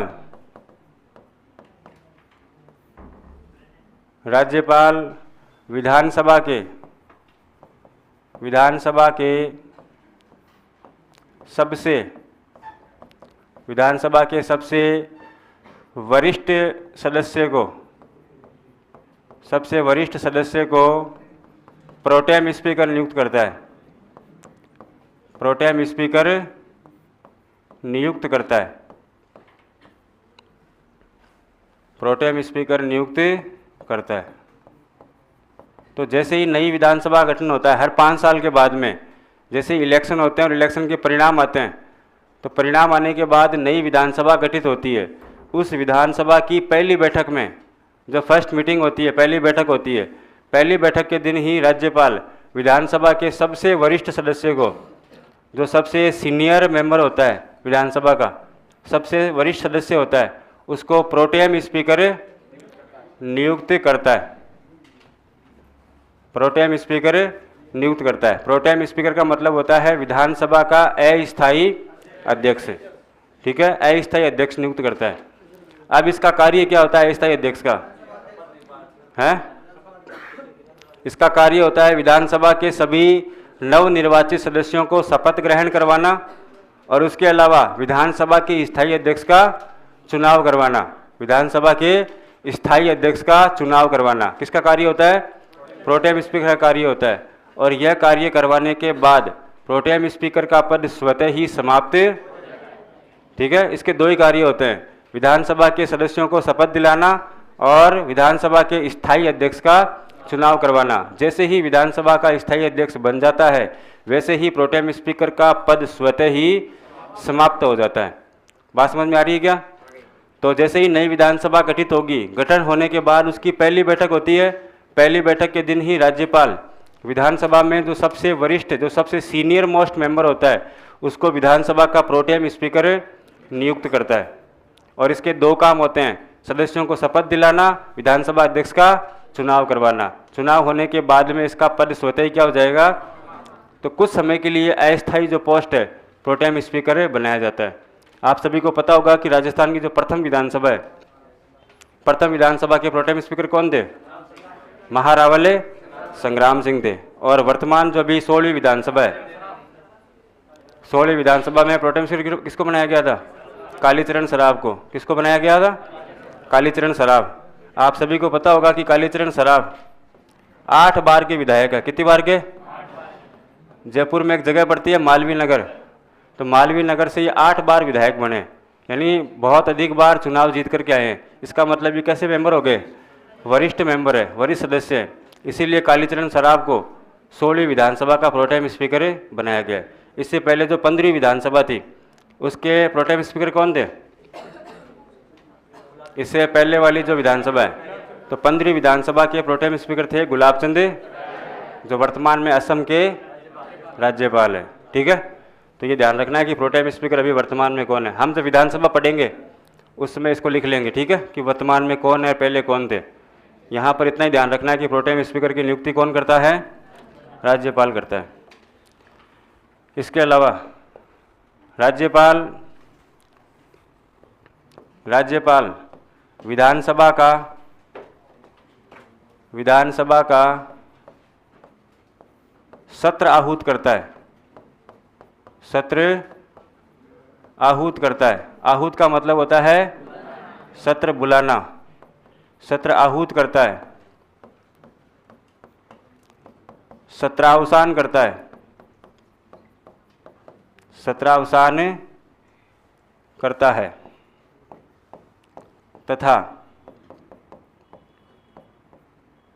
विधानसभा को भंग कर सकता है। विधानसभा को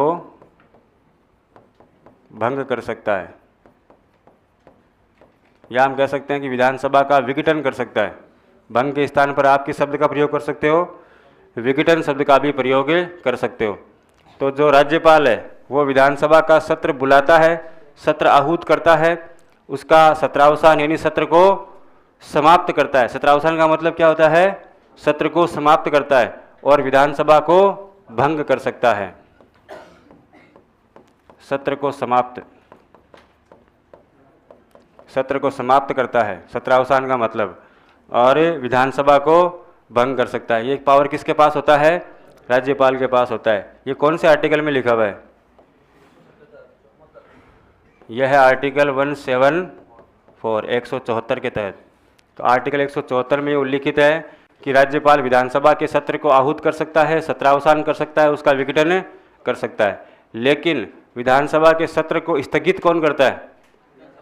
विधानसभा का अध्यक्ष करता है। इसके अलावा और इसकी विधायी शक्ति क्या हो सकती है?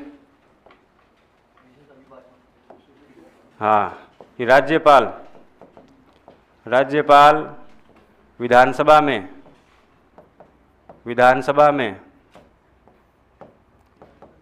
भाषण दे सकता है,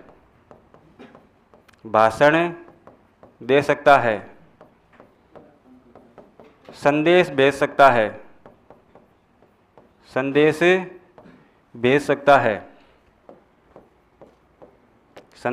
सकता है, तथा विशेष अभिभाषण दे सकता है। विशेष अभिभाषण, तो भाषण लिखो या अभिभाषण लिखो एक ही बात है। विशेष अभिभाषण दे सकता है। ये भी राज्यपाल की क्या है? विधायी शक्ति है, कि वो विधानसभा में भाषण दे सकता है और मैसेज भेज सकता है, संदेश भेज सकता है। इसके अलावा विशेष अभिभाषण दे सकता है। अभी बताता हूँ। भाषण दे सकता है, संदेश भेज सकता है, ये संदेश है, ठीक है, मैसेज, संदेश भेज सकता है और विशेष अभिभाषण दे सकता है। अब इसमें देखो 2 आर्टिकल एक साथ लिखे हैं मैंने। पहला जो है राज्यपाल विधानसभा में भाषण दे सकता है और मैसेज भेज सकता है, यह तो है 175 के अंदर, और विशेष अभिभाषण दे सकता है, यह 176 के अंदर है। ठीक है, अब फर्क क्या होता है भाषण में या अभिभाषण में और विशेष अभिभाषण में? क्या फ़र्क है? तो भाषण या अभिभाषण का मतलब होता है कि राज्यपाल विधानसभा में आकर के कभी भी बोलता है उसको बोलते हैं भाषण देना, अभिभाषण देना। लेकिन राज्यपाल हर साल प्रत्येक वर्ष की जो पहली बैठक होती है उस पहली बैठक में जो भाषण देता है उसको बोलते हैं विशेष अभिभाषण। यानी प्रत्येक वर्ष के शुरुआत में वर्ष की शुरुआत में राज्यपाल जो भाषण देता है उसको क्या बोलेंगे? विशेष अभिभाषण। या फिर जब भी नई विधानसभा का गठन किया जाता है, नई विधानसभा बनती है, तो नई विधानसभा की पहली बैठक में राज्यपाल जो भाषण देता है उसको क्या कहा जाएगा? विशेष अभिभाषण। यानी विशेष अभिभाषण या तो वो देगा हर 5 साल के बाद, 5 साल के बाद नई विधानसभा बनती है, उस नई विधानसभा की पहली बैठक में भाषण देगा, उसको क्या बोलेंगे? विशेष अभिभाषण। या इसके अलावा प्रत्येक वर्ष की शुरुआत में जो भाषण देता है उसको क्या बोलेंगे? विशेष अभिभाषण। तो इसका जो उल्लेख किया गया है वो आर्टिकल 176 में। तो ये जो पहली लाइन लिखी है मैंने, भाषण और संदेश, ये 175 में है, और अभिभाषण जो है ये 176 में है। हालांकि इतने ज़्यादा आपको आर्टिकल याद करने की आवश्यकता नहीं है। अब जो SST वाले हैं वो सोच रहे होंगे कि हमें याद करने की आवश्यकता है, लेकिन आपकी ये जो स्टेट पॉलिटी है ये सब्जेक्ट के अंदर है क्या? सब्जेक्ट में नहीं है? अच्छा, केवल इंडियन पॉलिटी है, तो फिर आपको इतना लोड लेने की आवश्यकता है नहीं। इसके अंदर जो सामान्य जानकारियां हैं स्टेट पॉलिटी के बारे में उतना ही पढ़ना है, वहीं से सवाल आएगा। अब और क्या शक्ति हो सकती है बताओ? देखे, भाषण दे दिया, विशेष अभिभाषण दे दिया, इसके अलावा लिख लिया क्या यहाँ तक है? और कोई कर देगा जिसको टाइम होगा, फिर ही बैठा होगा। मंत्री जो आपके मुख्य सचिव होता है वो तैयार करता है। अरे इतना क्यों लोड लेते हो? कौन भाषण तैयार करेगा और कौन नहीं करेगा? कोई कर देगा। बहुत लोड लेते हो आप लोग। अब देखो इधर, इसके अलावा राज्यपाल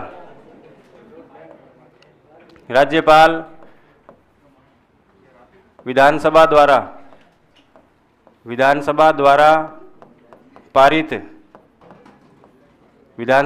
पारित विधेयकों को स्वीकृति प्रदान करता है। राज्यपाल विधानसभा द्वारा पारित विधेयकों को स्वीकृति प्रदान करता है अथवा स्वीकृति देने से मना करता है, अथवा उसे राष्ट्रपति के विचारात सुरक्षित रख सकता है या सुरक्षित रखता है। तो जब भी कोई विधेयक विधानसभा में पास होने के बाद में राज्यपाल के पास जाता है, तो जब तक राज्यपाल उसके ऊपर साइन नहीं करता है तब तक कोई भी विधेयक कानून नहीं बनता है। तो जब कोई बिल राज्यपाल के पास आता है तो उसके पास में 3 ऑप्शन होते हैं कि या तो उसके ऊपर साइन कर दे, यानी विधेयक के ऊपर अनुमति प्रदान करेगा, या फिर दूसरी स्थिति होती है कि विधेयक पर अनुमति प्रदान नहीं करेगा, और तीसरी जो कंडीशन होती है कि उस विधेयक को राष्ट्रपति के विचारात सुरक्षित रख सकता है। यानी यदि उसको लगता है कि इस विधेयक के ऊपर राष्ट्रपति का विचार करना आवश्यक है, राष्ट्रपति को इसके ऊपर विचार करना चाहिए, तो ऐसे विधेयक को वह अनुमति प्रदान नहीं करेगा, उसको पहले राष्ट्रपति के पास से भेजेगा। ठीक है, ये आर्टिकल जो है वो 200 और 201 है। राष्ट्रपति के विचारात सुरक्षित रखना ये 201 के अंदर है। तो इसके अंदर स्वीकृति प्रदान करना ये तो सिंपल है कि उसके ऊपर साइन कर देगा, लेकिन स्वीकृति प्रदान नहीं करना, क्या राज्यपाल के पास इतना पावर है कि वो किसी विधेयक को मना कर सकता है? कर सकता है क्या?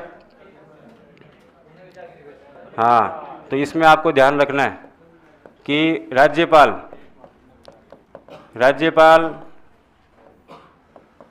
मंत्रिपरिषद की सलाह को एक बार पुनर्विचार हेतु लौटा सकता है।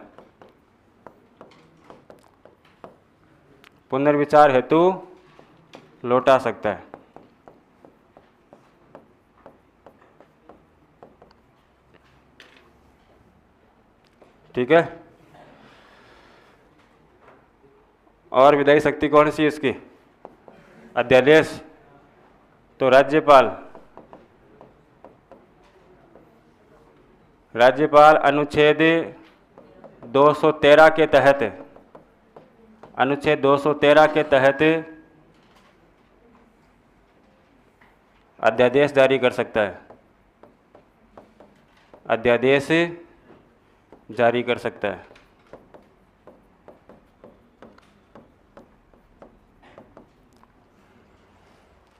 तो कौन से अनुच्छेद के तहत? अनुच्छेद 213 के तहत राज्यपाल अध्यादेश जारी। एग्जाम में सवाल यही पूछा गया कई बार, सिंपल सा, कि राज्यपाल किस अनुच्छेद के तहत, भारतीय संविधान के किस अनुच्छेद के तहत राज्यपाल अध्यादेश जारी करता है? तो आर्टिकल कौन सा होगा? 213। लेकिन राष्ट्रपति के संबंध में पूछा जाए तो 123 होगा। राष्ट्रपति 123 के तहत अध्यादेश जारी करता है, जबकि राज्यपाल 213 के तहत। अब ये अध्यादेश क्या होता है और अध्यादेश जारी क्यों किया जाता है? तो जो अध्यादेश होता है वो एक प्रकार से कानूनी होता है, ठीक है। जब राज्य विधानसभा का सत्र नहीं चल रहा होता है, ऐसी कंडीशन में जब विधानसभा की बैठक नहीं हो रही होती है, उसका सत्र नहीं चलता है, तो ऐसी कंडीशन के अंदर राज्यपाल को या सरकार को जब किसी विशेष कानून की आवश्यकता होती है या किसी ऐसे विषय पर कानून बनाना अचानक आवश्यक हो गया है, जिस विषय पर अभी कानून की आवश्यकता है लेकिन अभी विधानसभा सत्र में नहीं है, क्योंकि कानून निर्माण का कार्य किसका है? विधानसभा का है। कानून का जो निर्माण है वो विधानसभा ही कर सकती है, लेकिन विधानसभा सत्र में नहीं है। ऐसी कंडीशन में यदि कानून की आवश्यकता पड़ गई है तो राज्यपाल एक अध्यादेश के द्वारा वह कानून बना सकता है। लेकिन ऐसा जो कानून होता है वो अधिकतम 6 महीने तक ही लागू रह सकता है। 6 महीने के अंदर अंदर उसको विधानसभा के समक्ष रखना पड़ेगा, पेश करना पड़ेगा और विधानसभा में उसको पास करवाना पड़ेगा, तब तो वो अध्यादेश कानून बन जाएगा, अधिनियम बन जाएगा। अदरवाइज यदि विधानसभा में वो पास नहीं हो पाता है, ऐसी स्थिति में अध्यादेश समाप्त हो जाएगा, ठीक है। तो अधिकतम 6 महीने के अंदर अंदर उसको विधानसभा के समक्ष रखना पड़ेगा। और यदि विधानसभा सत्र में है, यदि विधानसभा 6 महीने के पहले भी यदि विधानसभा का सत्र शुरू हो जाता है, तो सत्र शुरू होने के बाद में अधिकतम 6 सप्ताह के अंदर अंदर उसको पास करवाना आवश्यक होता है। तो हम कह सकते हैं कि जो राज्यपाल है, जो अध्यादेश है, अध्यादेश की अधिकतम आयु या अधिकतम समय सीमा कितनी होती है? 6 महीने और 6 सप्ताह होती है।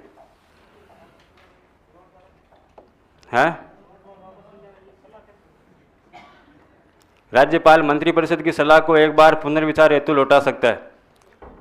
तो दोनों का एक ही मतलब है और दोनों ही लिख सकते हो इसमें, दोनों कंडीशन में, क्योंकि कोई भी प्रस्ताव लाया जाता है संसद के अंदर तो वह प्रस्ताव बिना मंत्रिपरिषद की सलाह के नहीं लाया जाएगा।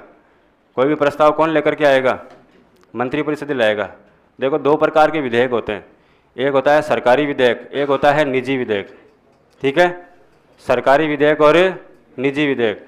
निजी विधेयक जो होता है वो संसद का विधानसभा का कोई भी सदस्य लेकर के आ सकता है। कोई भी विधायक जो है वह विधेयक पारित कर सकता है और ऐसे विधेयक को राज्यपाल स्वीकृति देने से मना कर सकता है।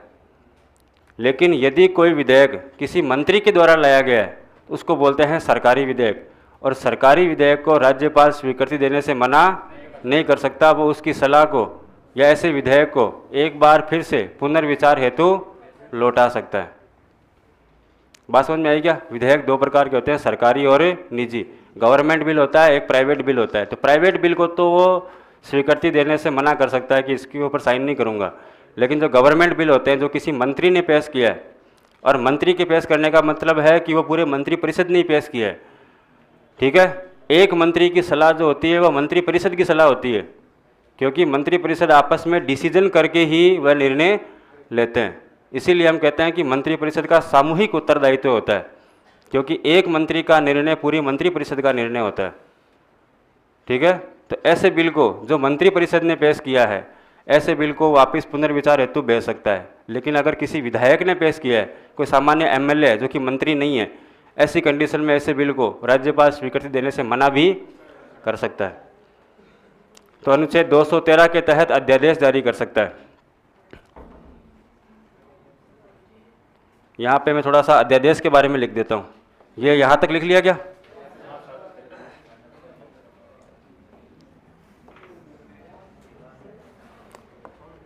अध्यादेश को समझा देता हूँ मैं, इसमें लिख लीजिए।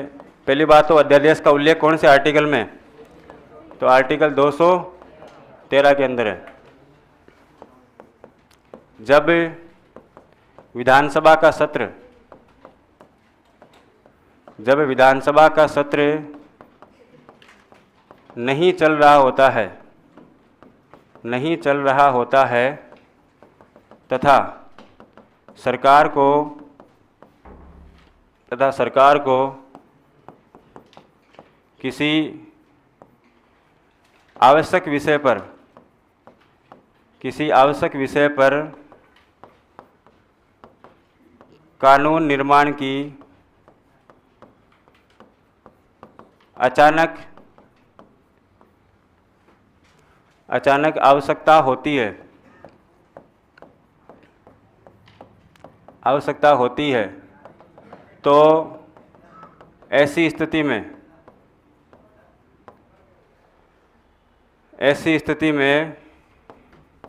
राज्यपाल अध्यादेश जारी कर सकता है। कैसी स्थिति में? जब विधानसभा का सत्र नहीं चल रहा है और सरकार को किसी आवश्यक विषय पर कानून निर्माण की अचानक आवश्यकता पड़ गई है, ऐसी कंडीशन में राज्यपाल अध्यादेश जारी कर सकता है। राज्यपाल द्वारा जारी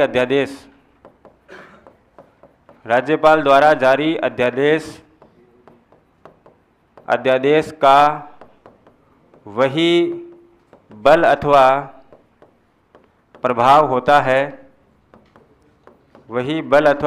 होता है जो सामान्य अधिनियम का होता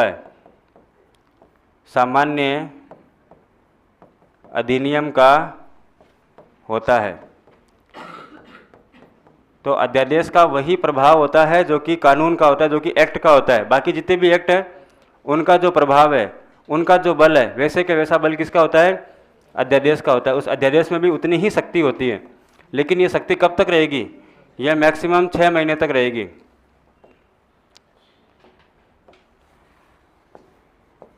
तो लिखेंगे अध्यादेश का प्रभाव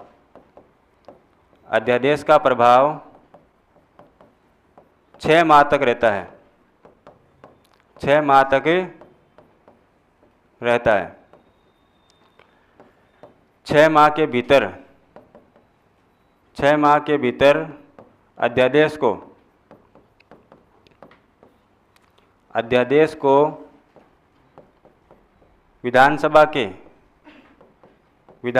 से पारित करवाना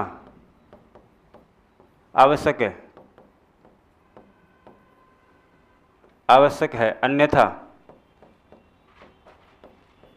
अन्यथा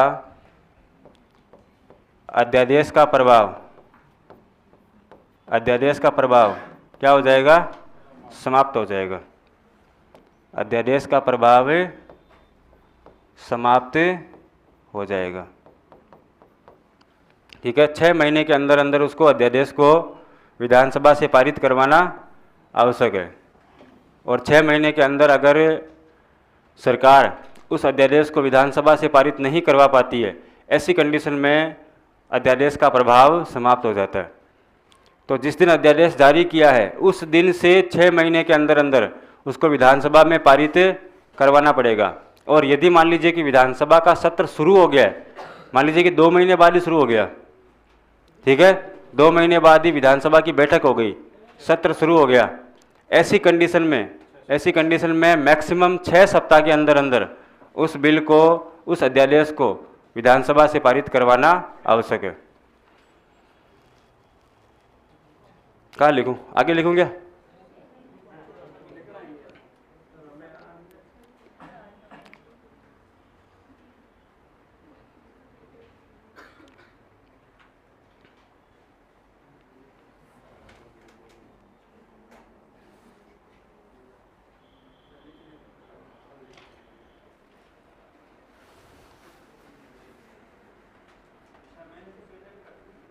हाँ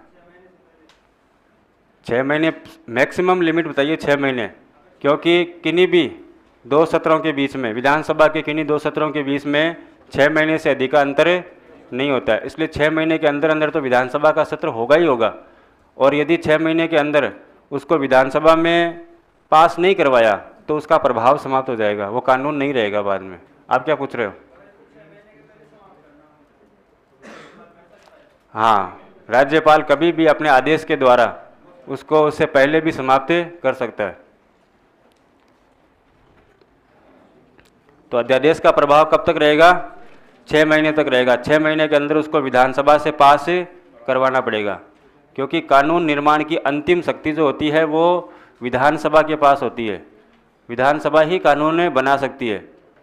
ठीक है, ये तो टेम्परेरी कानून है कि जब विधानसभा सत्र में नहीं है, ऐसी कंडीशन में कानून की आवश्यकता पड़ गई तो राज्यपाल को या सरकार को ये शक्ति संविधान ने दी है कि ऐसे समय में जब विधानसभा का सत्र नहीं चल रहा है आप कानून बना सकते हो, लेकिन उसको फाइनली आपको विधानसभा से तो पारित करवाना ही पड़ेगा, तभी वो स्थायी रूप से कानून बन पाएगा, नहीं तो उसका प्रभाव 6 महीने के बाद समाप्त हो जाएगा।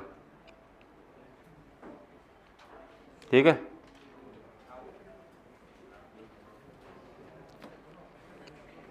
लिख लिया क्या?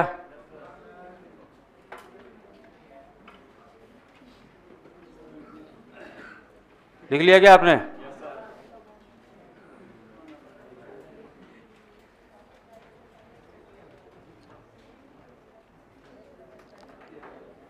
इधर वाले लिख भी रहे हो क्या आप लोग?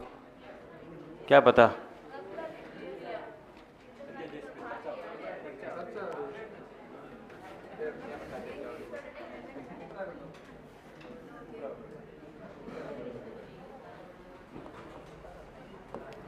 देखो, विधानसभा का सत्र शुरू होने के बाद, विधानसभा का सत्र शुरू होने के बाद, सत्र शुरू होने के बाद 6 सप्ताह के भीतर, 6 सप्ताह के भीतर अध्यादेश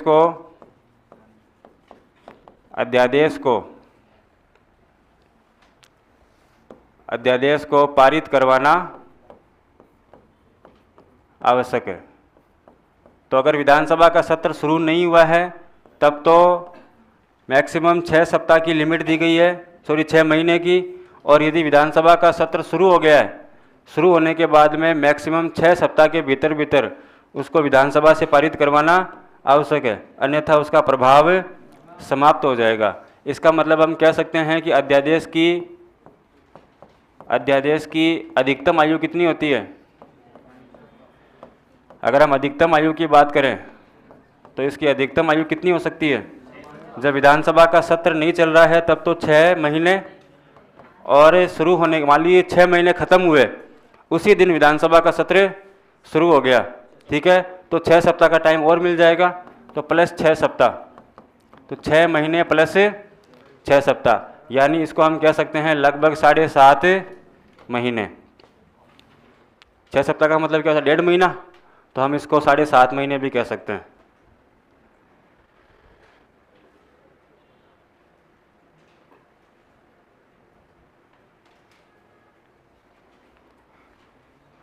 अध्यादेश की अधिकतम आयु 6 सप्ताह और 6 माह और 6 सप्ताह है। अवधि लिखूं? अवधि लिख लो, ये लो, कुल मिला करके पूरा काम मास्टर से ही करवाओ कि ये भी लिख दे, तो आप खुद ही लिख लो इतना, तो ठीक मज़े लेते हो तुम लोग सुविधाओं का, है ना? अच्छा, सारी बड़ास मेरे पर निकालते हो फिर।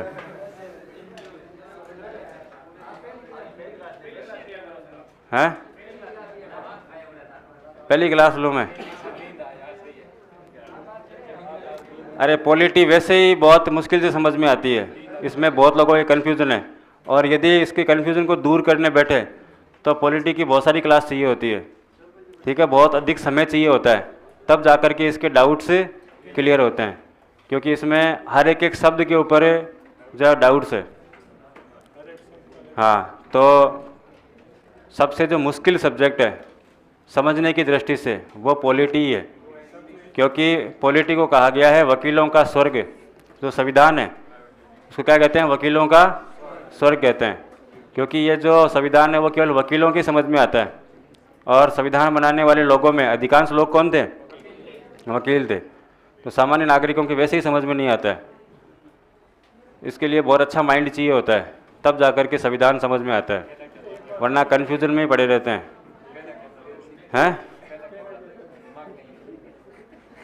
अरे ऐसा नहीं कह रहा हूँ मैं, आप लोगों को समझ में आ ही रहा होगा। नहीं आ रहा क्या? हाँ, सबके आ रहा है समझ में, है? लेकिन जिसका इंटरेस्ट है पॉलिटिक्स के अंदर, जिसकी रुचि है, उसके बाद में सबसे अच्छा सब्जेक्ट ही पॉलिटी है, अगर समझा जाए तो। लेकिन अब मेरी भी मजबूरी है कि मैं एक एक चीज़ को इतना एक्सप्लेन करके न तो बता सकता हूँ और न ही आपके एग्ज़ाम के लिए इतना आवश्यक है, क्योंकि अगर एक एक चीज़ को खोल के बताया जाए तो उसमें बहुत अधिक समय लगेगा। ठीक है, इतना समय हमारे पास नहीं होता है, और न ही आपके एग्ज़ाम के लिए इतना महत्वपूर्ण है ये। आपके एग्ज़ाम के लिए जितना सवाल आ सकता है जिस लेवल का, उस लेवल से भी अधिक लेवल का मैं आपको बता रहा हूँ अभी। ठीक है, इससे ऊपर आपके नहीं आता है। ठीक है, इस चीज़ को समझना है कि हम जिस एग्ज़ाम की तैयारी कर रहे हैं हमें उसके ग्राउंड के बारे में पता होना चाहिए पहले। ठीक है, तैयारी जो है वो स्मार्ट तरीके से करनी है, और कोचिंग का मतलब क्या पढ़ा जाए इससे ज़्यादा होता है क्या नहीं पढ़ा जाए। क्या पढ़ना है ये सबको पता है, किताबें, लाइब्रेरी, यूट्यूब पे, एप्लीकेशन पे खूब सारा मैटर पड़ा है, ये सबको पता है। लेकिन उसमें से कितना पढ़ना है यह बहुत कम लोगों को पता है। और कोचिंग आपको यही सिखाती है कि ये चीज़ें आपको नहीं पढ़नी है फालतू की, आपको इतना ही पढ़ना है। फिर भी स्टूडेंट की ये होता है कि ये भी बता दो, वो भी बता दो। ठीक है, क्योंकि पहले से कुछ ना कुछ पढ़ कर आया होता है, और जो अधजल गगरी होती है वही छलकती है बाद में। जिन लोगों को कुछ भी नहीं आता है, बिल्कुल शून्य, उनको सिखाना बहुत आसान है, या जिनको आता है उनको भी सिखाना आसान है। लेकिन जिनको थोड़ा नॉलेज होता है, थोड़ा बहुत कुछ कहीं से पढ़ा हुआ होता है, और पढ़ के क्या आते हैं? गाइड पढ़ के आते हैं, जिसको आप लोग अपनी भाषा में किताब बोलते हो। क्या बोलते हो? कि सर इस किताब में ये लिखा है।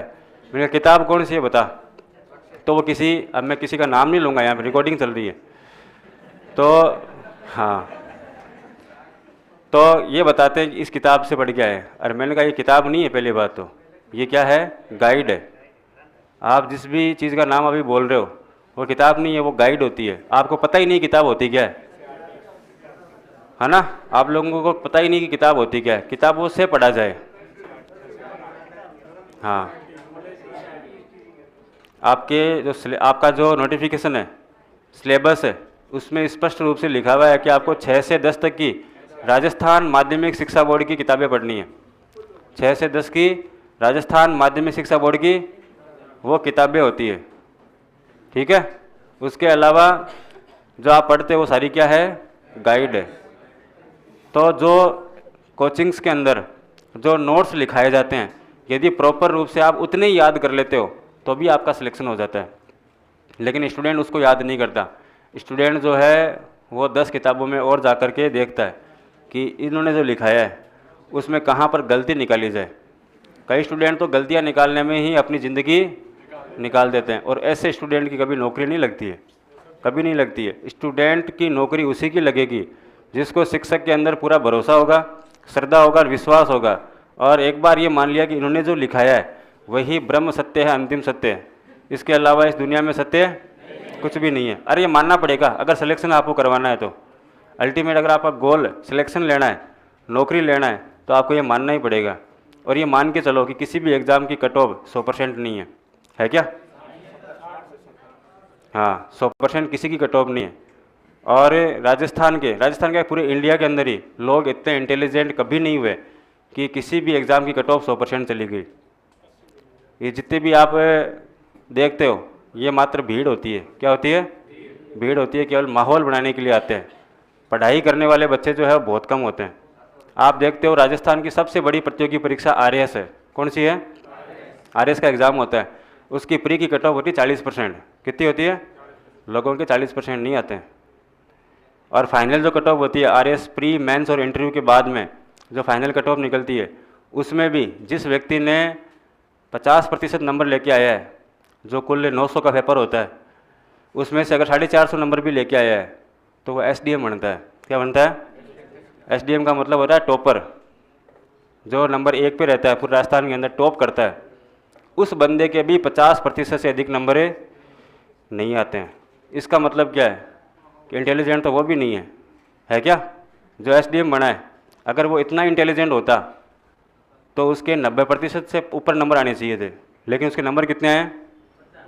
50% ही आए हैं। लेकिन वो जो लोग, जो भीड़ थी, जिस रेस के अंदर बाकी लोग दौड़ लगा रहे थे, उनमें वो ठीक था, उनमें वो अच्छा था, इसलिए वो नंबर 1 पर आ गया है। तो लोग इतने इंटेलिजेंट कोई नहीं है, सारे की सारी भीड़ ही है। उनमें से अगर कुछ लोग, जितना मैटर पढ़ाया जा रहा है, अगर उसमें से 50%, 60% भी आप अच्छे से उसको याद कर लेते हो तो भी आप सेलेक्ट हो जाओगे। समझ रहे हो मेरी बात को? अगर पूरे मनोयोग के साथ में जितना आपने पढ़ा है उसका 50-60% भी आपको याद रह गया एग्ज़ाम के अंदर तो भी आप सेलेक्ट हो जाओगे। लेकिन ये मानकर चलना पड़ेगा कि मुझे इतना ही पढ़ना है, मुझे वो जो किताबें हैं, तथाकथित किताबें हैं, वो नहीं पढ़नी है, नोट्स ही पढ़ने हैं। उस पर भरोसा करके उसी को रिवाइज किया जाए बार बार। एक ही जो नोट्स है उसको बार बार पढ़ा जाए, न कि 10 किताबों को अलग अलग बार पढ़ा जाए। ठीक है? हाँ। अरे ताली नहीं बजानी। अरे इन लोगों को तो पता है, बाकी को आपको पता नहीं है। अभी मैंने इनको बताया हुआ है कि ताली नहीं बजानी होती है, क्योंकि ताली बजाने के लिए भगवान ने अलग से व्यवस्था कर रखी है। आप लोग ठीक है, ताली मत बजाया करो, ठीक है? तो मैं क्या बता रहा था आपको? अभी आपको पता है क्या, पिछली सरकार के अंदर एक सफाई कर्मचारियों की भर्ती आई थी, पता है क्या? हाँ, उसमें लगभग 13,000 के लगभग पोस्ट थी। इतनी थी क्या? 13,000 पोस्ट थी। उसमें 17 लाख फॉर्म भरे गए। कितने फॉर्म? राजस्थान के 17 लाख युवा जो है इस बात के लिए लाइन में लगे हुए हैं कि हम लोग सफाई करेंगे। क्या करेंगे? और सरकार, अभी जो नई सरकार आई है, उस नई सरकार ने कहा है कि हम इसमें भर्तियों की संख्या बढ़ा के 23,000 करेंगे। और अभी देखना, वापस फॉर्म ओपन होंगे, उनकी संख्या जाएगी 27 लाख। कितनी जाएगी? 27 लाख युवा। उसमें ग्रेजुएट भी है, पोस्ट ग्रेजुएट हैं, बीएड किए हुए हैं, बीटेक किए हुए हैं, आपको युवा मिल जाएंगे। हाँ, और वो इस लाइन में लगे हुए हैं कि हमें क्या करना है? सफाई करनी है। इसका मतलब कभी भी भीड़ को देख करके डरना। अगर 10 लाख लोग फॉर्म भर रहे हैं किसी एग्ज़ाम का, मान के चलिए कि 9.5 लाख कचरा है, भीड़ है। क्या है? 50,000 लोग ही उसमें सीरियस कैंडिडेट होते हैं, पढ़ाई करने वाले होते हैं, बाकी भीड़ होती है। बाकी जो लोग होते हैं वो सरकार को रुपए डोनेट करते हैं। 500 रुपये फॉर्म के होते हैं, तो 500 रुपये देते हैं कि सरकार की भूख आ गई है। कितनी अब फ्री हो गई क्या? हाँ, तो जो बाकी 9.5 लाख है, वो लोग सोचते हैं कि सरकार के भूख आ गई है, पैसों की हो गई कमी, तो ये सब 500 रुपये हमने इकट्ठे किए और आपको दिए, सरकार चलाओ मौज करो। वैसे ही कोचिंग के अंदर भी अधिकांशतः लोग पढ़ने के लिए नहीं आते हैं। कई लोग तो केवल माहौल बनाने आते हैं। मैं क्लास में जाता हूँ कि सर माहौल नहीं बन रहा है, माहौल बनाओ, तो माहौल बनाने के लिए आते हैं। तो अधिकांश लोग तो केवल माहौल बनाने आते हैं और पैसे खूब होते हैं उन लोगों के पास में, तो वो आते हैं कि बेचारे ये जो मास्टर घूमते हैं ना इधर उधर, इनका घर कैसे चलेगा, तो दे दो रे इनको फीस, जाओ मौज करो। इसीलिए आते हैं कोचिंग के अंदर। सीरियस कैंडिडेट पढ़ने वाले बहुत कम होते हैं। ठीक है? तो ये जो लोग है, जो भीड़ है, उसी की वजह से जो है हम लोगों का, हाँ, सभी को साधुवाद, धन्यवाद। ठीक है? बाकी अपन पढ़ेंगे कल।